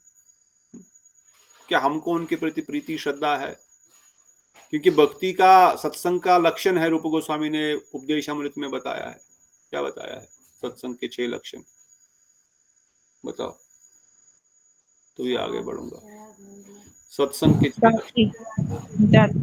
ददाति प्रतिगृह्णाति गुह्यमाख्याति पृच्छति और आगे एवं षड्विध प्रीति लक्षण रवि गोस्वामी जी ने बताया। और किसी को याद है ये श्लोक? 6 लक्षण क्या है? ददाति प्रतीक गृह्णाति, ओके, गुह्यमाख्याति पृच्छति, ओके, भुंक्ते भोजते चैव सर्वे प्रीति लक्षण। ये प्रीति के 6 लक्षण है। तो किसके साथ बैठना है, उठना बैठना है, यही प्रीति का लक्षण है। प्रीति अगर है तो ये लक्षण होंगे। कुछ दान, कुछ देंगे, कुछ लेंगे, उनसे कुछ, उनको कुछ देंगे, उनको उनसे कुछ गिफ्ट लेंगे, घर पे वैष्णवों को बुलाएंगे, वैष्णवियों को बुलाएंगे, उनको फिर उनको उनके घर जा करके उनको कुछ गिफ्ट देंगे। ऐसे दिस इज व्हाट वैष्णवता इज। और अपने हृदय के बातों को उनके सामने व्यक्त करेंगे। भजन के क्या अनुभव है, क्या प्रॉब्लम्स है, कैसे उनको करेक्ट किया जा सकता है, आपके अनुभव क्या है जीवन के, भक्ति मार्ग के, तब जा करके तो कोई अनुभव करेगा। पर हमसे सीनियर हो तो फायदा है, विशेषकर अपने शिक्षा गुरु के पास। अब कोई व्यक्ति लेक्चर दे रहा है सिंहासन पे बैठ के, आपका संबंध ही नहीं उसके साथ, तो क्या समझ में आएगा? लोग जो टीवी पे देखते हैं, आस्था पे देखते हैं, पता नहीं कहाँ कहाँ देखते हैं, संस्कार पे देखते हैं, क्या चैनल हैं, मेरे पास तो पता नहीं क्या चैनल भी बची है संसार में। पहले आस्था वास्ता होता था। फिर बोलते हमारा कोई परिवर्तन ही नहीं। क्या परिवर्तन होगा? आपका संबंध नहीं उनके साथ, कोई जुड़ा ही नहीं, कोई संबंध नहीं, तो क्या समझ में आएगा वो क्या बोल रहा है, उसका भाव क्या है? पहले तो वो व्यक्ति लोग सब ज्यादातर 90% तो प्रोफेशनल रहते हैं। जो कुछ 10% शुद्ध भक्त है, उनका मूड क्या है, उनका क्या वचन है, उनका आंतरिक भाव क्या है ठाकुर जी के प्रति, हमको क्या मालूम। इसलिए अपने मठ के, अपने संप्रदाय में, अपने मठ के अनुगत्य में, अपने गुरु भाई गुरु बहन के अनुगत्य में हमको शिक्षा ग्रहण करने से शीघ्र लाभ होगा। ये नहीं कि हम सेक्रेटेरियन बन रहे हैं, बस मेरा अपना छोटा सा ग्रुप में बोल रहा हूं, नहीं। उनका विचार, हमारे गुरुदेव का जो वैशिष्ट है, गुरुदेव जिस चीज को प्रदान कर रहे हैं, गुरुदेव का जो मूड है, शिष्यों का भी सेम मूड होगा। अगर अब जिस मात्रा में उस शिष्य को गुरुदेव के चरणों में श्रद्धा उत्पन्न हुई है, जिस मात्रा में वो सेवा कर रहा है, जिस मात्रा में वो अपना भजन कर रहा है, उसी मात्रा में गुरुदेव भी अपने हृदय को उनके हृदय में संसाधित करेंगे। चाहे वो फिर दीक्षा लिया है नहीं भी लिया है, डजंट मैटर। शरणागति की भावना कैसी है, भजन करने की प्रवृत्ति कैसी है, भजन करने का मार्ग कौन सा अपना रहा है, पर दीक्षा से तो अधिक लाभ होगा, अवश्य होगा। उस संप्रदाय से जब हमारा प्रॉपर कनेक्शन भी जुड़ जाएगा, तो ऑटोमेटिकली उनके हृदय में भी सेम भाव, सेम विचार, सेम कथाएं, सेम चीजें प्रकाशित भी होंगी, और इच्छाएं भी केवल वही सब करने की और बोलने की होगी। ऑन द अदर हैंड, दूसरा व्यक्ति भी भले ही गौड़ीय वैष्णव सिद्धांत पढ़ाता है, बोलता है, जानता है, और हमसे अच्छा जानता है, आपके शिक्षा गुरु से, आपके कथा, आपके श्रवण गुरु से अच्छा जानते हैं वो, उसका साधन भी उनका आपसे अच्छा हो, और उनका नाम भी बहुत अधिक हो। वो सिंहासन पे बैठ के 1000 लोगों को कथा भी सुनाते होंगे, 10,000 को भी सुनाते होंगे, लाख को भी सुनाते होंगे, but that is not going to help you और मी। वो मेरा और आपका सहायता नहीं कर पाएगा, क्योंकि वहां पर वो ददाति प्रतिगृह्णाति का भावना नहीं है, वहां पे गुह्यमाख्याति प्रेक्षति की भावना नहीं है, वहां पे बुझते बोझते चेव का प्रार्थ नहीं है। इट इज नॉट पॉसिबल, वो संभव नहीं है उनके साथ। टीवी पे कोई बैठा हुआ, या कहीं पर कोई बैठा हुआ, या यूट्यूब पे कोई बैठा हुआ, बैठे हुए हैं। पर जहां पर ददाति प्रतिगृह्णाति आती है, जहां पे गुह्यमाख्याति प्रेक्षति है, देन द हार्ट वाइब्रेशन, उस साधु के हृदय की भावनाएं दूसरे के हृदय में स्थानांतरित होंगी। इसलिए बताया गया यहां पर हरि भक्ति सुधोदय में कहा गया है। बुद्धिमान, जो बुद्धिमान व्यक्ति है वह कुल की वृद्धि के लिए सदैव अपने यूथ के साथ रहेगा, अपने यूथ, अपने ग्रुप का आश्रय लेगा। इसलिए तुम मथुरा में मत आओ, तुम यही ब्रजवासियों के साथ रहो, यहीं पे तुमको आनंद की अनुभूति होगी। मथुरा में आने से तुम्हारा कल्याण नहीं होगा, इसलिए तुम यहीं पे रहो गोप कुमार, तुम यहीं पे रहना, वहां पर नहीं आना तुम, ये तुम्हारे लिए विशेष है। इसलिए अपने सजातीय और संदिग्धता के कारण क्या होगा, वो व्यक्ति सही गाइड करेगा, सही चीज का मार्गदर्शन करेंगे। हमसे अगर गलती भी हो रही किसी कारण से, न बताते हुए भी वो जानते हैं। जैसे आप लोग यहाँ पर है तो कुछ अगर मुझे ध्यान में आएगा तो मैं उसी विषय के ऊपर बोलूंगा, हाँ यहाँ पर बीटा दीदी भी है, अनुराधा दीदी भी है, पुष्पा दीदी भी, हाँ कुछ ना कुछ तो मुझे इनको बताना है। अब वो कथा के माध्यम से वो पॉइंट कहीं ना कहीं निकल ही जाएगा, क्योंकि दिख रहा है ना सामने कौन कौन बैठे। इनको अगर कुछ समझाना है तो वो पॉइंट कहीं ना कहीं से खुद ब खुद ही आ जाएगा और आप भी समझ जाओगे कि हाँ मुझे इससे कुछ शिक्षा ग्रहण करनी है। That is what the difference is. इसलिए कहा गया है कि सजाति और संदिग्ध साधु संग अवश्य करें, और विशेष कर से हम महाप्रभु के अनुगत्य में हैं तो जो गुरुदेव का वैशिष्ट है रागानुगा भक्ति का, मंजरी भक्ति जो गुरुदेव प्रदान कर रहे हैं इस जगत को, विशेष रूप से उन्होंने रूप गोस्वामी की उस शुद्ध विचारधारा को इस जगत में जब लेके आए, उनके संग को कभी न छोड़े। इसलिए पिछली बार भी हम डिस्कस कर रहे थे ना कि किस प्रकार से कथा के माध्यम से भी पता लग जाता है कि कौन रागानुगा भक्ति कर रहा है, क्या उसका खुद भी कर रहा है, प्रचार भी कर रहा है और हृदय में भी धारण किया हुआ है। कथा के माध्यम से पता लगता है क्या वो डर का भक्ति सिखा रहा है, नरक की भक्ति सिखा रहा है, नरक जाना पड़ेगा, डंडे पड़ेंगे, ये होगा, यों होगा, त्यों होगा, या वो कथाओं के माध्यम से कृष्ण की प्रेममय कथाओं का वर्णन कर रहा है निरंतर, रागानुगा भक्ति के विचारों को प्रस्तुत कर रहे हैं। इवन वैदी के मार्ग से भी एक्टिविटीज तो सेम ही है, मगर लक्ष्य क्या बता रहा है करने के लिए, किस मूड से करना है उन एक्टिविटीज को, वो इंपॉर्टेंट है। एक्टिविटी तो रागानुगा और वैदी में सेम ही है। 64 भक्ति के अंगों में 4 भक्ति के अंगों छोड़कर 60 अंग तो सेम ही है। 9 भक्ति के 9 के 9 अंग तो सेम ही है, परंतु वो मूड जब तक नहीं बताएगा आपको करना किस लिए है, जब तक नहीं बताएंगे कोई नित्यानंद प्रभु की ये कृपा है, अपराध सत्वे जीव पाए वो प्रेम धन, जब तक गुरुदेव के इन वचनों को हम नहीं सुनेंगे, भक्तिविनोद ठाकुर के इन वचनों को नहीं सुनेंगे, क्या अपराधी को भी प्रेम धन मिलेगा, क्यों चिंता कर रहे हैं। एक बार नाम करने से पाप इतने हो ही नहीं सकते जितने हम कर सकते, क्यों पाप से हम डर रहे हैं। अरे हमको पाप से डरने के लिए भजन नहीं करना, अरे पाप इतने हो ही नहीं सकते, और क्यों करेंगे हम पाप, इतना सारा भजन करने, इतने साल भक्ति में आने के बाद भी नहीं करेंगे हम पाप। तो क्या करने के लिए भजन करना, कृष्ण प्रेम के, उनकी प्रसन्नता के लिए। ये नाम जब किस लिए कर रहे हैं, मेरे पाप खत्म हो जाएंगे, मेरा अर्थ कटेंगे, अरे नहीं भाई, ये नाम जब केवल वो उनको प्रसन्न करने के लिए। उनको बड़ा आनंद आता है, महाप्रभु ने कहा हरिर नाम हरिर नाम हरिर नाम, हरि नाम करो, कलो नास्ते वो नास्ते गतन्नता, हरि नाम करो, प्रेम नाम संकीर्तन करो। अब उनकी प्रसन्नता के लिए हम ये कर रहे हैं। एकादशी व्रत माधव भक्ति देगी, भगवान के चरणों में और भक्ति प्रदान करेगी। माधव तिथि भक्ति जननी, भक्ति का जन्म देने वाली है, ये जननी है, ये माता है एकादशी। से भक्ति मिलेगी, कृष्ण का और प्रेम होगा, इसलिए एकादशी व्रत करें। नहीं तो इतने सारे मैंने बताया, इतने सारे लाभ होंगे, उस लाभ के लिए थोड़ी भक्ति कर रहे हैं। अब जो कोई नया होगा सोचेगा हाँ कुछ तो मिल रहा फायदा, चलो ये तो कर लेंगे, इसी बहाने कर तो लेगा कम से कम, but that is not the real goal. इसलिए मानसिक दृष्टिकोण से हम वो साधन भजन किस लक्ष्य को केंद्रित करते हुए कर रहे हैं, इसीलिए साधु संग चाहिए, संदिग्ध और सजातीय। ये तो कोई फर्क नहीं पड़ता, हाँ सीनियर है, अच्छे हैं, वैष्णव है, कर सकते हैं संग, but it will not help to grow faster, because वो मूड डिफरेंट होगा। इसलिए गोप कुमार ने कहा, इसलिए गोप कुमार कह रहे हैं मैं वहां नहीं गया, उस गोलोक का ऐसा स्वभाव है कि कृष्ण के संग के बिना भी ब्रज में रहने की इच्छा होती है, तथा किसी दूर स्थान पर जाने की इच्छा तक नहीं होती।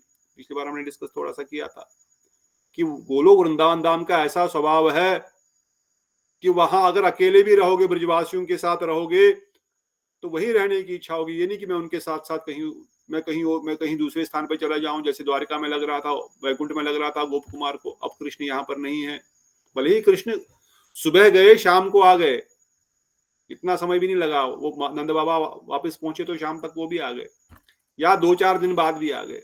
कभी कभार किसी समय कंस को मारने के 2-4 दिन बाद भी आते हैं, कभी हफ्ता बाद भी आते हैं, कभी उसी दिन भी आ जाते हैं, हमने डिस्कस किया था। तो वट एवर रीजन, चाहे सेम डे आए नेक्स्ट डे आए, कहते हैं ब्रजवासियों के साथ रह करके, अपने बाकी सखाओं के साथ रह करके कभी भी वृंदावन से कहीं और जाने की कभी किसी की इच्छा नहीं होती है। हाँ। उनको कहीं भी जाने की इच्छा नहीं होती, क्योंकि गोलोक नामक ब्रज का स्वभाव ही ऐसा है। ऐसा नहीं कि मुझे लगा था द्वारिका में से यहाँ वहां चला जाऊं, पर द्वारिका वाले भी, जिनका द्वारिका का स्वरूप है, वो वहां से जाने की इच्छा प्रकट नहीं करेंगे, या वैकुंठ वाले भी नहीं करेंगे अगर नारायण वहां पर नहीं होंगे, क्योंकि गोप कुमार का स्वरूप ही वही का है, और उनको अपने स्निग्ध साथी वहां मिल गए, उनका यूथ, उनका ग्रुप उनके साथ है, इसलिए वह निरंतर सुख का अनुभूति करेंगे। ये उसका स्वभाव है। किसी की कभी कहीं दूर स्थान पर जाने की इच्छा तक नहीं होती, इच्छा ही नहीं होती, जाने का तो प्रश्न ही नहीं आता। वृंदावन धाम पहुंचने के बाद किसी को कहीं जाने की इच्छा तक नहीं होगी, वो तो कहीं और जाएगा क्या, सोच भी नहीं सकता जाऊंगा मैं। उस गोलोक में जो दुख है वही समस्त प्रकार के सुखों का सिर पर बार बार नृत्य करता रहता है। सुनो अभी क्या सुंदर बता रहे हैं। इतना बताया कि इतना कष्ट है, ऐसे लग रहा था कि ताप में जल रहे हैं, शोक में विदग्ध हो रहे। गोपियों ने अपने शरीर को जमीन पे लोट-पोट करते हुए मूर्छित हो गए। मूर्छित हो गए वो। जब मूर्छा थोड़ी सी खुली, कृष्ण ने उनको एक कुंज में लेकर के चले गए। इतने में अक्रूर जी परेशान हो गए कि अब फिर से कृष्ण तो कुंज में चले गए, अब कहाँ से आएंगे। सर पकड़ के बैठ गए। बलराम जी को समझाने लगे, कुछ तो करो, इनको लेके आओ। वासुदेव महाराज और नंद बाबा, वासुदेव महाराज देव की माता को निकालना है। बोले ठीक है, थोड़ी देर में देखते हैं। कृष्ण को जैसे तैसे समझा बुझा करके लाए। अब फिर से जब कृष्ण रथ पे बैठने लग गए, फिर से गोपियां नहीं जाने दे रही है। ऐसा कोलाहल हुआ कि पक्षी भी आकर के ऊपर ऐसा चिल्ला रहे हैं, इतना चिल्ला रहे हैं, इतना रो रहे हैं कि पूरा पूरा गोलोक में लग रहा है जैसे केवल आंसू ही बह रहे हैं। पर अब गोप कुमार कहते हैं उस महान दुख को, वो महान दुख भी समस्त प्रकार के सुख पे बार बार नृत्य करता है, सिर पर रख के मार। समझ रहे हैं क्या क्या क्या उपयोक्ति दे रहे हैं, क्या उपमा दे रहे हैं कि जो समस्त प्रकार के सुख अगर एक साथ इकट्ठे कर लिए जाएं, वो भी इस जगत के सुख नहीं, ब्रह्मांड के सुख, गोलोक के सुख ही वो दुख जो होता है भगवान के विरह में है, वो जो वहां पर शोक होता है, वो उन समस्त प्रकार के सुखों के सर पर नाचने के समान के आनंद की अनुभूति है। वो दुख नहीं है, वो समस्त प्रकार के सिर पर बार बार नृत्य करता है, वहां पर वो शोक है। वह भी समस्त प्रकार के आनंद राशि के सिर पर बार बार नृत्य करता है। इसलिए वो दुख न समझना कभी कि भाई गोलोक नाना में कृष्ण के विरह में। अब ये जो विरह की अनुभूति है, वो जो आंखों से आंसू से जो मूर्छा हो रही है, वो दुख तो वैकुंठ में है ही नहीं, पहले ही हम समझ गए थे। द्वारिका में, अयोध्या में दुख कहां से होगा? दुख तो वैकुंठ में, तो ब्रह्मलोक में ही कोई दुख नहीं है, मुक्ति लोक में ही कोई दुख नहीं है, शिवलोक में कोई दुख नहीं है, तो वैकुंठ में दुख कहां से आएगा? परंतु जो पहले भी हमने सुना, जो दुख का जो आभास दुख जैसा लगता है, वो दुख नहीं है, वो प्रेम विरह की अनुभूति है, जो कि सांसारिक दृष्टिकोण से समझना असंभव है। इसलिए अगर कहता है अगर कृष्ण के संग के बिना ब्रज में वास सुख भी कृष्ण के विरह में दुख बन जाएगा। इसके लिए कह रहे हैं गोलोक में कृष्ण के विरह में आदि में जो दुख होता है, वो दुख भी समस्त प्रकार के सुखों के सिर पर बार बार नृत्य करता है। अर्थात वह विरहमय दुख सब प्रकार के सुखों से भी अधिक सुखमय है। वह विरहमय दुख जो भगवान के विरह का दुख वहां पर है, वह समस्त प्रकार के सुखों से बहुत बड़ा सुख है, वो दुख नहीं है। अर्थात वह शोक समस्त प्रकार के आनंद राशि से भी अधिक आनंदमय है। वो जो शोक हो रहा है कृष्ण के विरह का, वो भी एक आनंद की अनुभूति है, क्योंकि प्रेम में उस समय इतना आदमी विवल हो जाता है कृष्ण के विरह में, कृष्ण के चिंतन में, कि उनका चिंतन करते करते उनसे उनका आलिंगन करके आदमी मूर्छित होकर के वहीं पर गिर गया। और जब आलिंगन करके गिर गया तो मूर्छित अवस्था में तो वैसे ही है, वो उनको लगता है कृष्ण मेरे साथ ही बैठे हैं, मैं उनकी गोद में ही बैठा हूं, या मैं उनको मेरी गोद में सर रख के बैठे हुए। भले ही मूर्छित हो गए, पर मूर्छित अवस्था में भी कृष्ण उनके साथ है, क्योंकि उनके सिमरन करते करते वह उनके सिमरन में ही मूर्छित हो गए। इसलिए इस विषय से पहले ही वर्णन किया जा चुका है। उस लोक का स्वभाव इस प्रकार भी समझना चाहिए, च कारक से ये सूचित होता है। बात समझ गए? नी डाउट। यहाँ पर गोलोक, यहाँ पर श्री गोप कुमार वर्णन करते हैं, मैंने इस प्रकार गोलोकवास करके अपने बहुत समय वांछित फल को फल ही नहीं बल्कि वांछा से अधिक परम फल को प्राप्त किया। जो मेरी इच्छा थी, मैं गोलोक वृंदावन धाम में श्याम सुंदर को प्राप्त करूंगा, उनका आलिंगन करूंगा, उनके साथ खेलूंगा और बड़े आनंद की अनुभूति लूंगा, उससे अधिक मैंने फल को प्राप्त किया। मुझे जो पता भी नहीं था मुझे किस प्रकार के आनंद की अनुभूति होगी, जिसकी मेरी अभिलाषा थी उससे कई अधिक मैंने प्राप्त किया। यद्यपि उस फल को मैं निरंतर चित्त भरकर अनुभव कर किया है, तथापि उस वस्तु के स्वभाव से कभी भी तृप्त नहीं होता, अर्थात उस फल को आस्वादन करने की इच्छा दूर नहीं हो रही है। अब मैंने जितना मुझे चाहिए था मुझे उससे अधिक मिला। मैं 1 करोड़ चाहता था, मुझे 100 करोड़ मिल गया, तो अब संतुष्ट होकर के फिर बैठ जाऊंगा क्या? नहीं। कहते हैं उस सुख को प्राप्त करने के बाद कभी तृप्ति ही नहीं होती है, और मिले उनका सानिध्य, और मिले उनका दर्शन, और उनके साथ हम खेल आदि खेलते रहें। इस प्रकार से उस भक्ति का यही स्वभाव है। नारद मुनि ने भी प्रथम स्कंद के प्रथम खंड के अंत में आशीर्वाद दिया था, अगर आपको याद हो 2 आशीर्वाद दिए थे, उसमें से एक आशीर्वाद यही था कि भगवान के भक्त कभी भी उस भक्ति को करने से संतुष्ट नहीं होंगे, जितना करेंगे उतना अधिक और आनंद की अनुभूति होगी। ये प्रतिपदम पूर्णामृत स्वादनम, जो कि बुद्धि से समझने की बड़े की बात है। अगर आज 100 मुझे 100% आनंद मिल रहा तो कल कैसे 100%? आज तो 100% हो गया ना, कल कैसे 100% मिलेगा? यही तो भक्ति है, यही तो विशेष संसार के सुख और आध्यात्मिक सुख के में अंतर है। इसलिए मैं ब्रजवासियों के कुंच कुंभ के रंजित उनके मनोरम युगल चरण कमलों को अपने इंद्रियों, शब्द और अंग आदि से कभी भी लव मात्र काल के लेश के लिए भी त्याग करने में समर्थ नहीं हूं। लव मात्र के लिए, लेस देन ए सेकेंड, 1 कितना होता love? 1/10 of A second. Love मात्र के लिए भी मैं उनका विरह, उनको छोड़ने का सोच नहीं सकता। रंच मात्र भी उनके युगल चरण कमलों को, श्री कृष्ण के युगल चरण कमलों को मैं नहीं छोड़ सकता, जिनके चरण कमल ब्रजगोपियों के कुछ कमंडल के कुमकुम से सुशोभित है। मैं उनका लव मात्र के लिए भी छोड़ने का सोच भी नहीं सकता, अर्थात वृंदावन से कहीं और जाने की कभी प्रश्न ही नहीं आता। क्योंकि प्रश्न पूछा था जन शर्मा ने, आपने क्या किया जब कृष्ण वहां नहीं थे?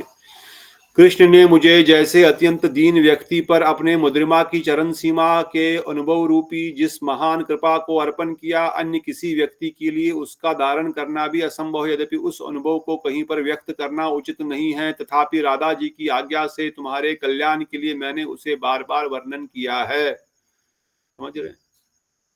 कह रहे जो मैंने कथा तुमको बताई, ये कथा कोई साधारण कथा नहीं है। मैंने अपने जीवन की स्टोरी जो तुमको बताई, कैसे मैंने उस परम आनंद को प्राप्त किया, कैसे मैं उन गोलोक वृंदावन धाम पहुंचा, ये किसी व्यक्ति को समझने के बाहर की बात है। समझने तो दूर की बात है, इसको वर्णन भी कोई नहीं करेगा, इसको वर्णन करना भी असंभव है। परंतु हम लोग कितने भाग्यशाली है कि सनातन गोस्वामी जी ने हम पर इतनी कृपा करी कि हम लोग इस कथा को घर बैठे बैठे सुन रहे हैं गुरुदेव की कृपा से। और गोप कुमार कहते हैं ये केवल मेरी अपनी इच्छा से नहीं कर रहा हूं, मैं तुमको बता रहा हूं। हाँ, यह क्यों बता रहा हूं? अपनी इच्छा से नहीं बता रहा हूं तो फिर क्यों बता रहे हैं? क्यों बता रहे हैं बताओ? राधा रानी की इच्छा से। राधा रानी की इच्छा से। ये राधा जी की आज्ञा से तुम्हारे कल्याण के लिए मैंने उसे बार बार वर्णन किया है। अर्थात राधा रानी ने ही गोप कुमार को केशी घाट भेजा है, राधा रानी ने ही भेजा है। इस प्रकार मैंने वहां चिरकाल तक वास करके इस भूम मथुरा मंडल में भी गोलोक के सदृश देखा। उस गोलोक वृंदावन धाम में वास करते करते बहुत समय तक मैं वहां वास किया हूं, चिरकाल तक। गोप कुमार आज ही नहीं पहुंचा है, बहुत समय पहले, कई सारे युगों, कई सारे ब्रह्म युग के पहले, क्या बोलते हैं, ब्रह्मा जी की आयु से भी कई सारे युगों पहले वहां पर पहुंचे हैं। युग युगांतर चिरकाल से मैं वहां वास करता हूं। और यही मत समझो वहां पर वास करते करते जो मथुरा मंडल वो वृंदावन है, ये भी सेम ही है। इसमें कोई अंतर नहीं है। उस चिरका में वास करने में, इस भूमि मथुरा मंडल में भी उसी प्रकार का दर्शन मैं निरंतर प्राप्त करता हूँ। उस गोलोक के समान तथा मथुरा मंडल भी गोप गोपी गोवें पशु पक्षी कृमि पर्वत नदी वृक्ष लता गुल्म आदि द्वारा पर्याप्त है। जैसे यहाँ पर पशु पक्षी पर्वत नदियां गायें गोप गोपियां हैं, लताएं हैं, गुल्म हैं, कीड़े मकोड़े भी है। कहते उस गोलोक वृंदावन धाम में भी ये सब है। वहां पर ऐसा नहीं कि वहां पर ये सब चीजें नहीं है। वास्तव में दोनों स्थानों पर परिकर आदि पृथक मूर्ति होने पर भी उस गोलोक तथा इस ब्रज में सदैव ही एक तरह की भगवत लीला होती रहती है। जो लीला वहां पर होती है वो लीला यहाँ पर भी होती है। इसलिए वहां पर ये सब चीजें हैं जो यहाँ पर इस जगत में है। ये मथुरा मंडल भी उस गोलोक की भांति ही है, निरंतर कृष्ण चंद्र की विविध प्रकार की विस्तृत लीलाओं से सुशोभित है। यही मथुरा मंडल जहां पर अभी वो बैठे हुए हैं, जहां पर हम लोग जाते हैं कार्तिक में और रेगुलरली जाते रहते हैं। कहते हैं ये मथुरा मंडल भी गोलोक की भांति ही कृष्ण चंद्र की विविध लीलाओं के द्वारा सुशोभित रहता है। अर्थात यहाँ पर भी कृष्ण की लीलाएं निरंतर चलती रहती है। इसलिए मैं कभी इस बोम ब्रज में और कभी उस गोलोक ब्रज में रहता हूं। इसलिए गोप कुमार यहाँ पर क्या कर रहे हो, सनातन गोस्वामी तात्पर्य में लिखे थे। अच्छा ठीक है, आप गोलोक में, आपने बोला गोलोक वृंदावन धाम छोड़ के मैं कभी जाता नहीं हूँ, मैं मथुरा भी नहीं जाता हूँ, बोला था ना। तो फिर यहाँ पे क्या कर रहे हो बैठ करके? तुम तो जब मथुरा गोलोक वृंदावन धाम बोलते मैं कभी छोड़ता ही नहीं, मथुरा तक नहीं जाता, वहां से वहां तक, तो इस लोक में क्यों आ गए भाई? इस लोक में क्यों आए? इसके उत्तर में बता रहे हैं, ये लोक और वो गोलोक वृंदावन धाम दोनों अभिन्न है, इनमें कोई भी भेद नहीं है, कोई अंतर नहीं है। जो चीज वहां पर हो रही वो यहाँ पर भी मैं अभी भी देख रहा हूँ, निरंतर वो लीला यहाँ पर भी हो रही है। इसलिए मैं कभी इस बोम ब्रज में और कभी उस गोलोक ब्रज में रहता हूं, परंतु मैं आज तक इन दोनों स्थानों में तिल मात्र भी भेद अनुभव नहीं कर पाया हूं। समझ रहे हो? एक तिल के बराबर भी मैं दोनों में भेद अनुभव नहीं देख सका कि ये बड़ा है या वो बड़ा है, ये छोटा है या वो छोटा नहीं। यहां रहने पर भी लगता है कि जैसे मैं गोलोक में ही रह रहा हूं, और गोलोक में रहने पर लगता है कि मैं मथुरा मंडल में रह रहा हूं, अर्थात इस भूलोक में रह रहा हूं। यद्यपि आपत्ति हो तो फिर पहले अपने इस मथुरा मंडल को छोड़कर गोलोक प्राप्ति क्यों किया? इतना सुंदर प्रश्न कर रहे हैं। आप तो यहीं पैदा हुए, यहीं पर रह रहे थे, फिर इतना परिश्रम करके ब्रह्मांडों को क्रॉस करके, आवरणों को क्रॉस करके इतना दूर तक क्यों जाने की? यहीं पर रह लेते पहले से, जब यहीं पर थे तो फिर वहां पर जाने की क्या आवश्यकता थी, जब तो कोई अंतर ही नहीं दोनों में। इसका उत्तर क्या है? क्या उत्तर है? उनकी महिमा का पता नहीं था गोलोक ब्रिज की। तो इसके लिए अधुनेव इत्यादि पद कह रहे हैं। अब इस ब्रज भूमि के तत्व को जान गया, पहले इस तत्व का अनुभव नहीं करता था, इसी कारण से दोनों में बहुत अधिक भेद लगता था।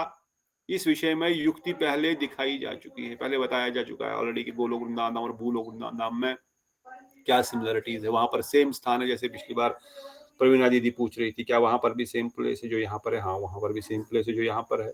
क्या वहां पर भी वही लोग हैं जो यहाँ पर? वहां पर भी वही लीलाएं होती है, अवश्य होती है। इसलिए निरंतर ये समस्त लीलाएं वहां पर भी है, यहाँ पर भी। अब जब जीव उस गोलोक में जाकर के इस गोलोक में आए, इस भूलोक में आएगा, तब वो ठीक से समझ पाएगा उस भूलोक और इस गोलोक में कोई इस गोलोक और उस भूलोक में, उस गोलोक और इस गोलोक में whatever, it is vice versa.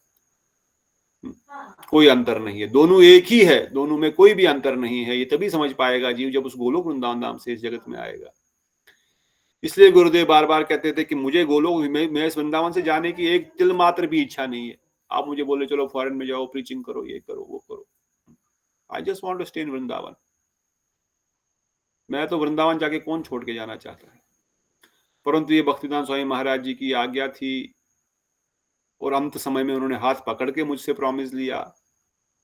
मैं उनका प्रॉमिस नहीं तोड़ पाया। मैंने इतने सारे, अब जो शब्द यूज किए गुरुदेव जानते हैं, मैंने इतने सारे भक्तों को जोड़ा, चलो, हाँ, परंतु इनका सही शुद्ध भक्ति का विचार मार्ग में कैसे प्रवेश होगा? इसलिए promise me you help them. गुरु मैं तो गिरिराज तलहटी छोड़ के कहीं जाना नहीं चाहता, मुझे कुछ और किसी चीज की कोई आवश्यकता ही नहीं, ना तो मुझे कुछ चाहिए संसार से।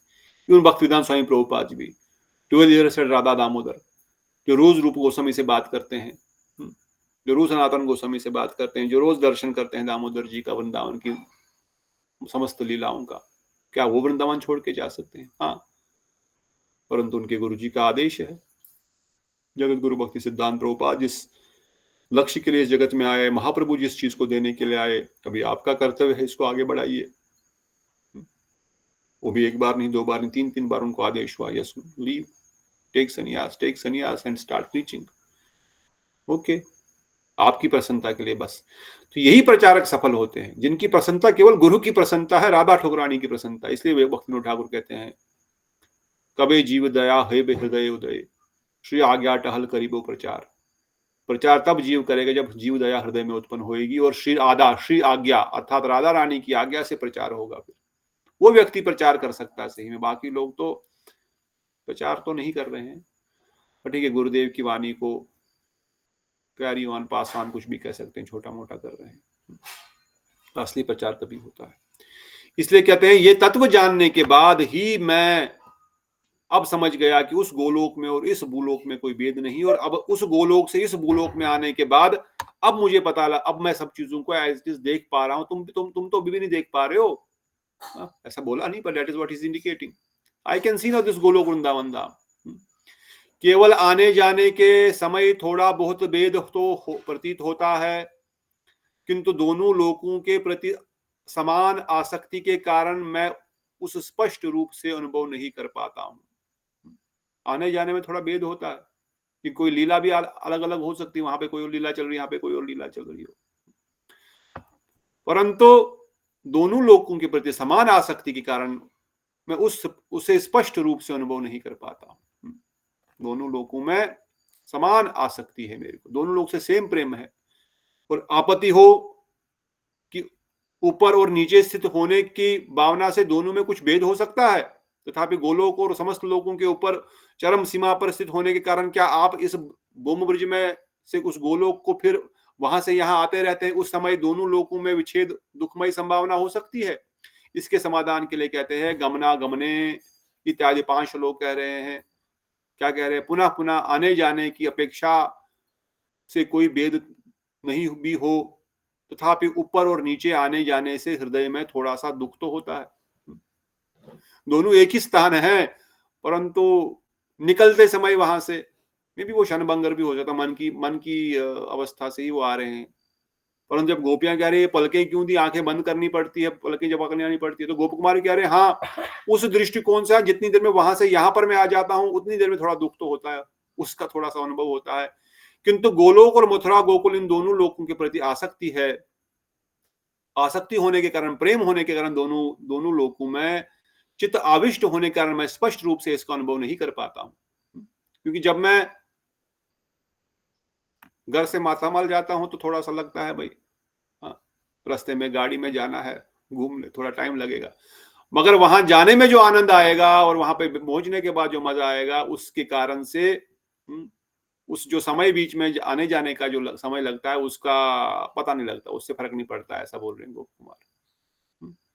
तो जिस स्थान पे हम जा रहे हैं वहां पे बड़ा मजा आ रहा है, बहुत आनंद आ रहा है, और दूसरे स्थान पर अभी जाना है, बीच में टाइम लगेगा कुछ, मगर जिस दूसरे स्थान पर जा रहे हैं वहां पर भी उस स्थान से भी मुझे बहुत अधिक प्रेम है। इसलिए वहां जाने के लिए थोड़ा समय जो लगता है उससे स्पष्ट रूप से मैं ये नहीं बता सकता कि कोई वहां पर दुख की अनुभूति होती है क्या है। इसलिए कभी मैं वहां पर होता हूं, कभी मैं यहां पर होता हूं। ये वह कार सूचित हो रहा है कि कभी कभी थोड़ा दुख होता है, कभी कभी थोड़ा दुख होता है, अभी निकलना पड़ रहा है, अभी मुझे वहां अब आज्ञा हुई, बोला ना मैं राधा रानी की आज्ञा से तुम्हारे पास आया, खुद तो नहीं आया, अब आज्ञा हुई तो आज्ञा माननी पड़ेगी। ठीक है, कहाँ जाने के लिए बोल रहे? मथुरा जाने के लिए बोल रहे? नहीं। अयोध्या जाने के लिए बोल रहे? नहीं। किसी ब्रह्मांड में ब्रह्मा जी का पोस्ट लेने के लिए बोल रहे? नहीं। अच्छा, गोलोक वृंदावन धाम में जाना, ठीक है, चला जाऊंगा, आज्ञा है तो चला जाऊंगा।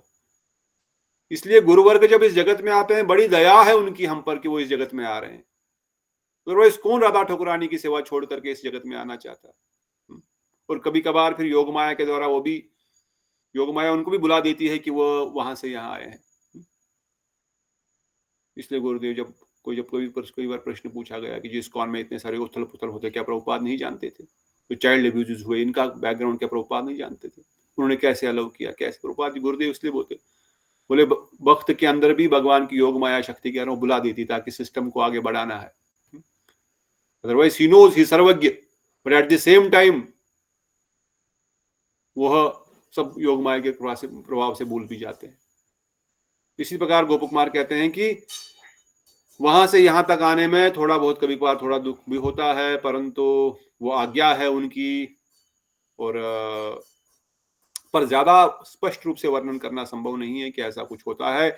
इन दोनों स्थानों के अलावा किसी अन्य स्थान को नेत्रों से देखने की बात तो दूर रहे, कानों से उसका नाम श्रवण करने का या मन के द्वारा उसका स्पर्श करने की भी इच्छा नहीं होती। समझ रहे क्या स्पष्ट बता रहे हैं गोप कुमार स्वरूप जी। हाँ, इन दोनों स्थानों को छोड़कर किसी तीसरे स्थान के बारे में सुनना, श्रवण करना, मन के द्वारा स्पर्श करना भी मेरी इच्छा नहीं होती है। अर्थात केवल गोलोक वृंदावन धाम और इस मथुरा मंडल धाम में ही मैं आ जा सकता हूं।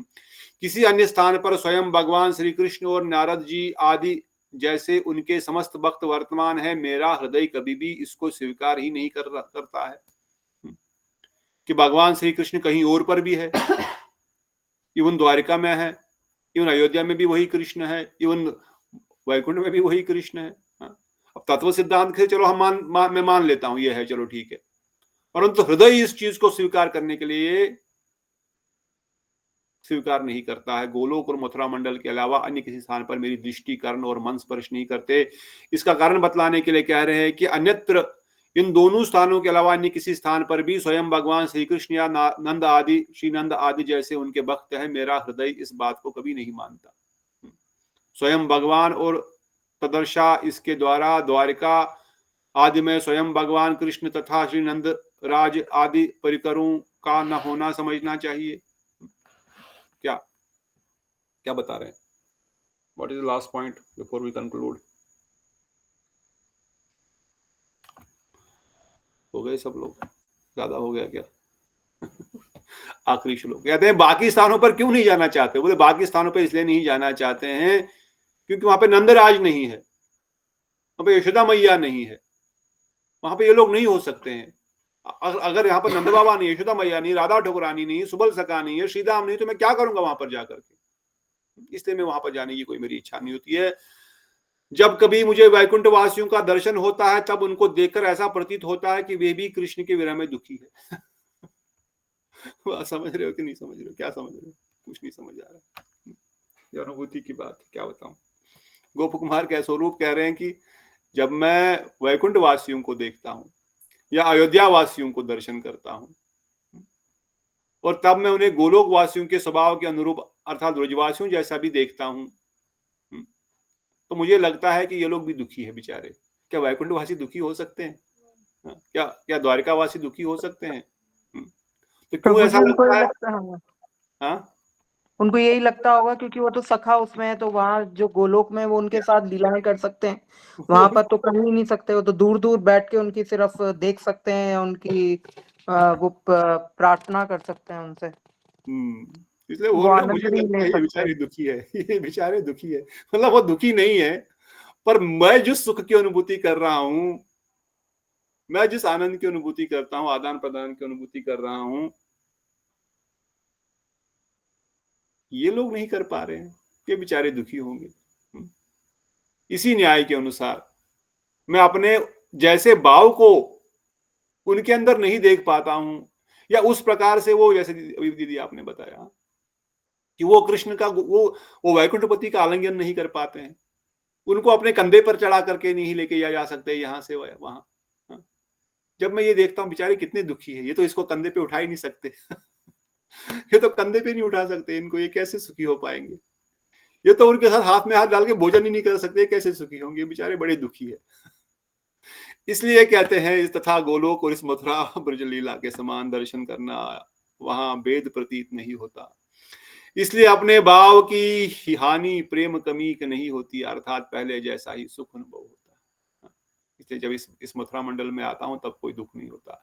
तथा जब कभी मुझे वैकुंठवासी भक्तों में ब्रजवासियों जैसा भाव नहीं दिखाई देता, तब मेरा हृदय बड़ा अनुताप होता है। उस अनुताप द्वारा भी मुझे परम प्रेम प्रकाशित होने पर परम सुख का संचार होता है।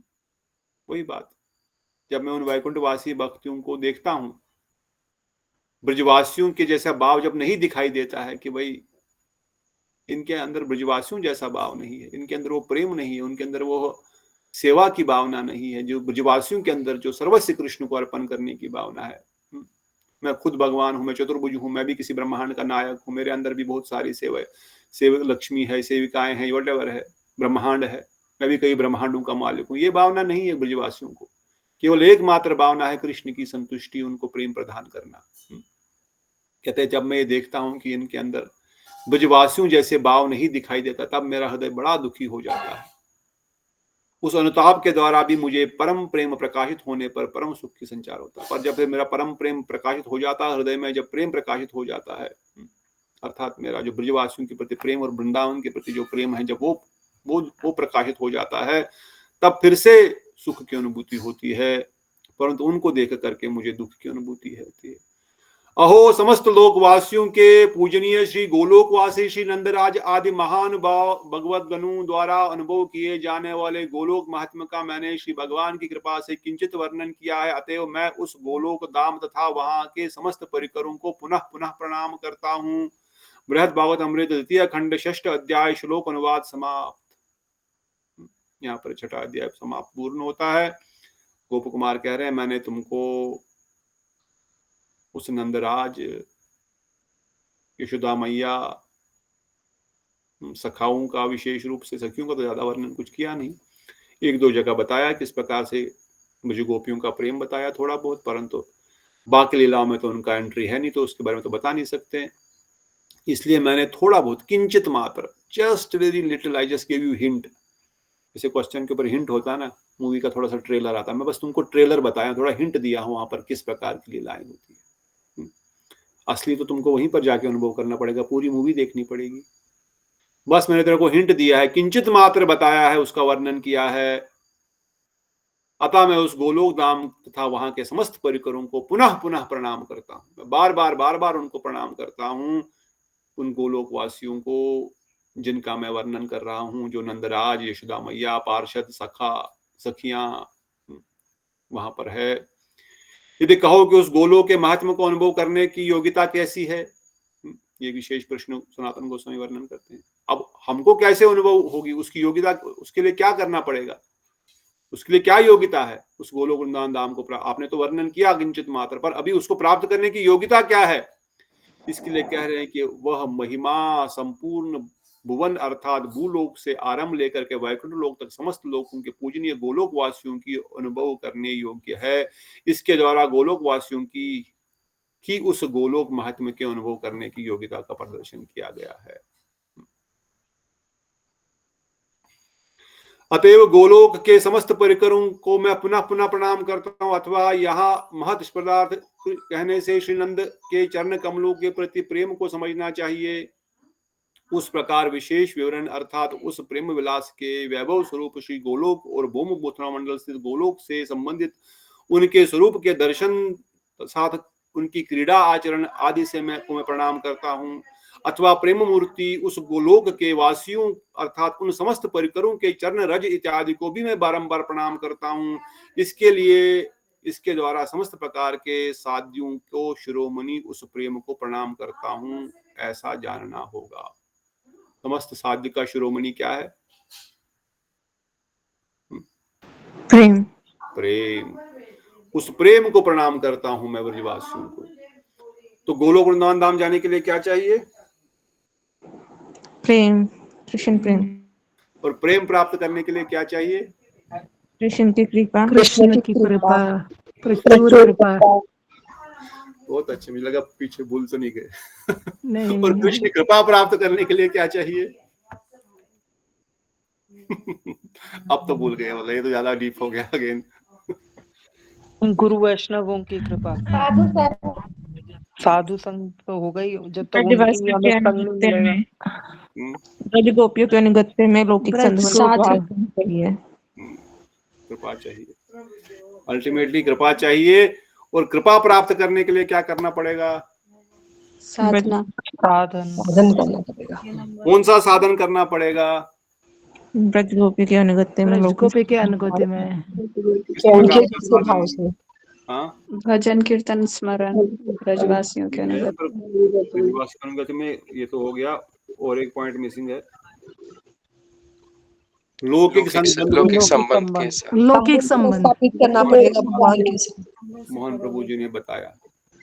कोई आ गई।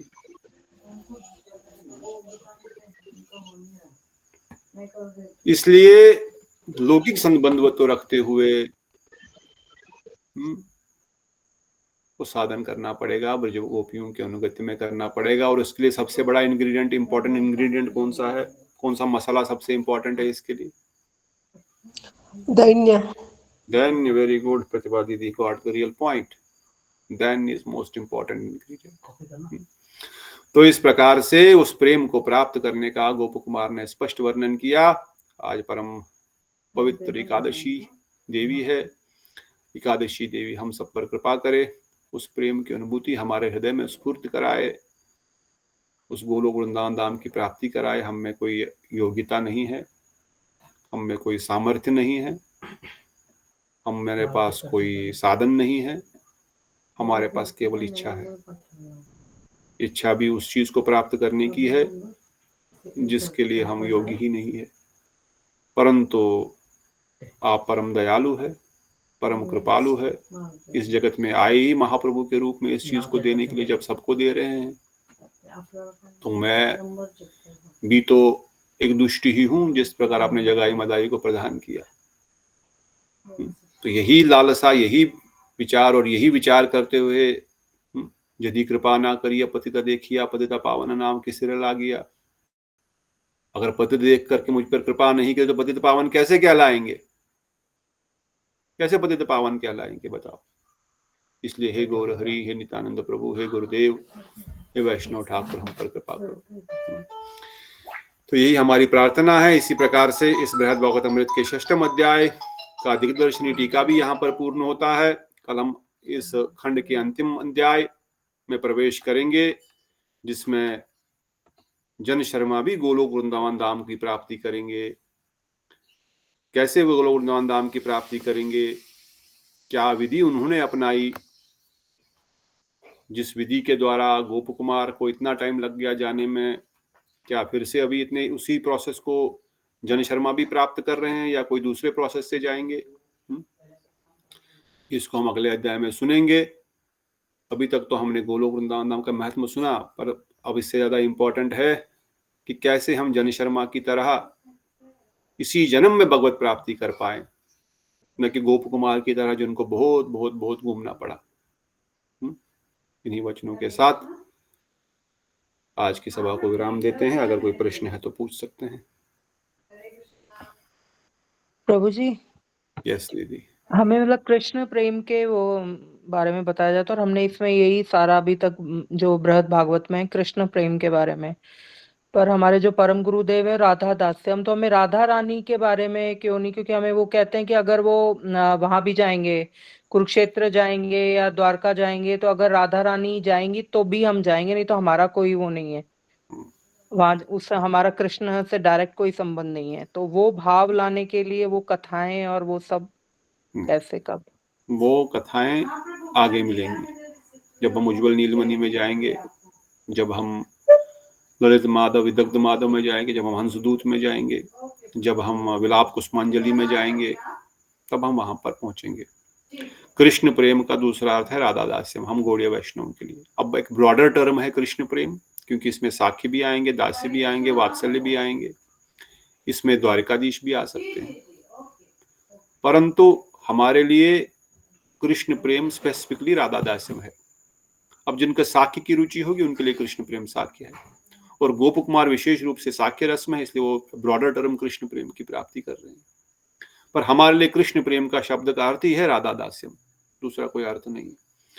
पर अब उस राधा दास्यम को हम कैसे सेवा करेंगे, उसके लिए हमको क्या करना चाहिए, उसके लिए हम फिर और डीप, अभी हमने इन सिद्धांत रूपी दीवारों को तैयार किया।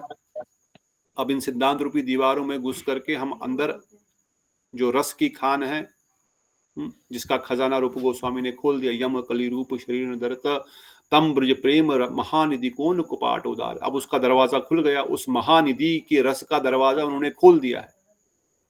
पर उसको उसमें घुसने के लिए पहले अपने चारों ओर इस सिद्धांत की दीवार को स्थापित करना पड़ेगा। और इसलिए कल भी हम बलराम जी का तत्व सुन रहे थे ना, बलराम जी के ऐश्वर्य को समझो, पहले उनके तत्व को समझो, तब बलराम जी को लीलाओं को समझेंगे। तो इसलिए हम धीरे धीरे उसमें प्रवेश करेंगे और फिर हम स्पेसिफिकली राधा दास्यम की जो सेवाएं हैं, राधा दास्यम का जो मूड है और राधा दास्यम का जो हमारे गुरुवर्गों ने जिस विचार को कहा है, थोड़ा उसमें प्रवेश करेंगे अपने अपने अधिकार अनुसार, क्योंकि वो लीलाएं भी थोड़ी डीप है। उसके लिए मैं बार बार हमेशा यही बोलता रहूंगा कि पहले हम every day every now and then we have to come to the level कि मैं शरीर नहीं, मैं आत्मा हूं, और आत्मा भी नहीं हूं, मैं एक स्त्री हूं। स्त्री मतलब गोलोक वृंदावन धाम में एक मैं स्त्री हूं, राधा रानी की मंजरी हूं। असली स्वरूप मेरा वही है, अभी कवर्ड है, पता नहीं कितना जन्म लगेगा या इसी जन्म में होगा, परंतु हूं मैं वही, करना मुझे वही है, जाना मुझे वही है, ये मैं जान गई हूं ठीक से। उस विचार को स्थापित करते हुए जब उन लीलाओं को सुनेंगे तो सही सही वो बैठेंगी, अदरवाइज फिर नहीं तो हम कल को सहजिया बन सकते हैं। इसलिए अल्टीमेटली लक्ष्य वही है, और कृष्ण प्रेम का शब्द का अर्थ भी हमारे लिए राधा दास्यम ही है एकमात्र। ठीक है दीदी, डज इट आंसर? हाँ जी प्रभु जी, बस वो सुनने की थोड़ी लालसा बढ़ती जा रही है। वेरी गुड, यही तो लक्ष्य है। लोल्यम तत्रपि एकल्य मूल्यम। अगर लोल्य बढ़ गया तो मिलेगा वो कथा। मुझे याद है भक्तिनाथ वैकुंठ महाराज एक बार बोले थे, एक बार विलाप पुष्पांजलि पढ़ते पढ़ते बोले आप कल से नहीं पढ़ेंगे। अरे सब लोग बोले ऐसे महाराज क्या हो गया, ऐसे कैसे कल क्यों, अभी तो पढ़ रहे हैं, अभी तो इतना अच्छा पढ़ा रहे हैं, हम तो सब आ रहे हैं, आपको कुछ डिस्टर्ब भी नहीं करते हैं। तो बोले महाराज हाँ यही तो मैं जानना चाहता था, तुम्हारे अंदर सही में लोल्यम है सुनने का, है मैं अपने मन मर्जी के लिए पढ़ा रहा हूँ इसको। सब बोले हाँ देन वी विल कंटिन्यू। तब ऑनलाइन क्लासेस होती थी, बट कहने का तात्पर्य दैट इज द लोल्यम, दैट इवन गुरुवर का चेक, क्या सही में सुनना चाहता है या बस मैं खुद की संतुष्टि के लिए इसको कह रहा हूँ। तो जितना लोल्यम हमारा बढ़ेगा उतना हम प्रवेश करेंगे। तो बहुत धन्यवाद प्रोत्साहन और उत्साह बढ़ाने के लिए और अपना लोल्यम और मेरा लोल्यम बढ़ाने के लिए। कोई और प्रश्न आज के लिए या हम रुकें? हरे कृष्णा प्रभु जी। एक जैसे महाप्रभु जी ने जैसे रूप गोस्वामी जी, सनातन गोस्वामी जी, हरिदास जी, इनको अलग अलग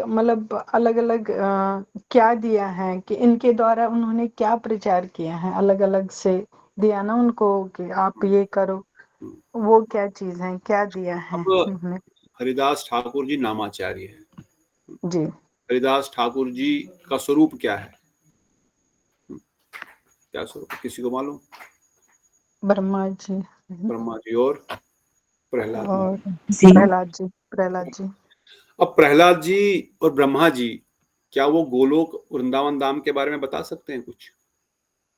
नहीं बता सकते।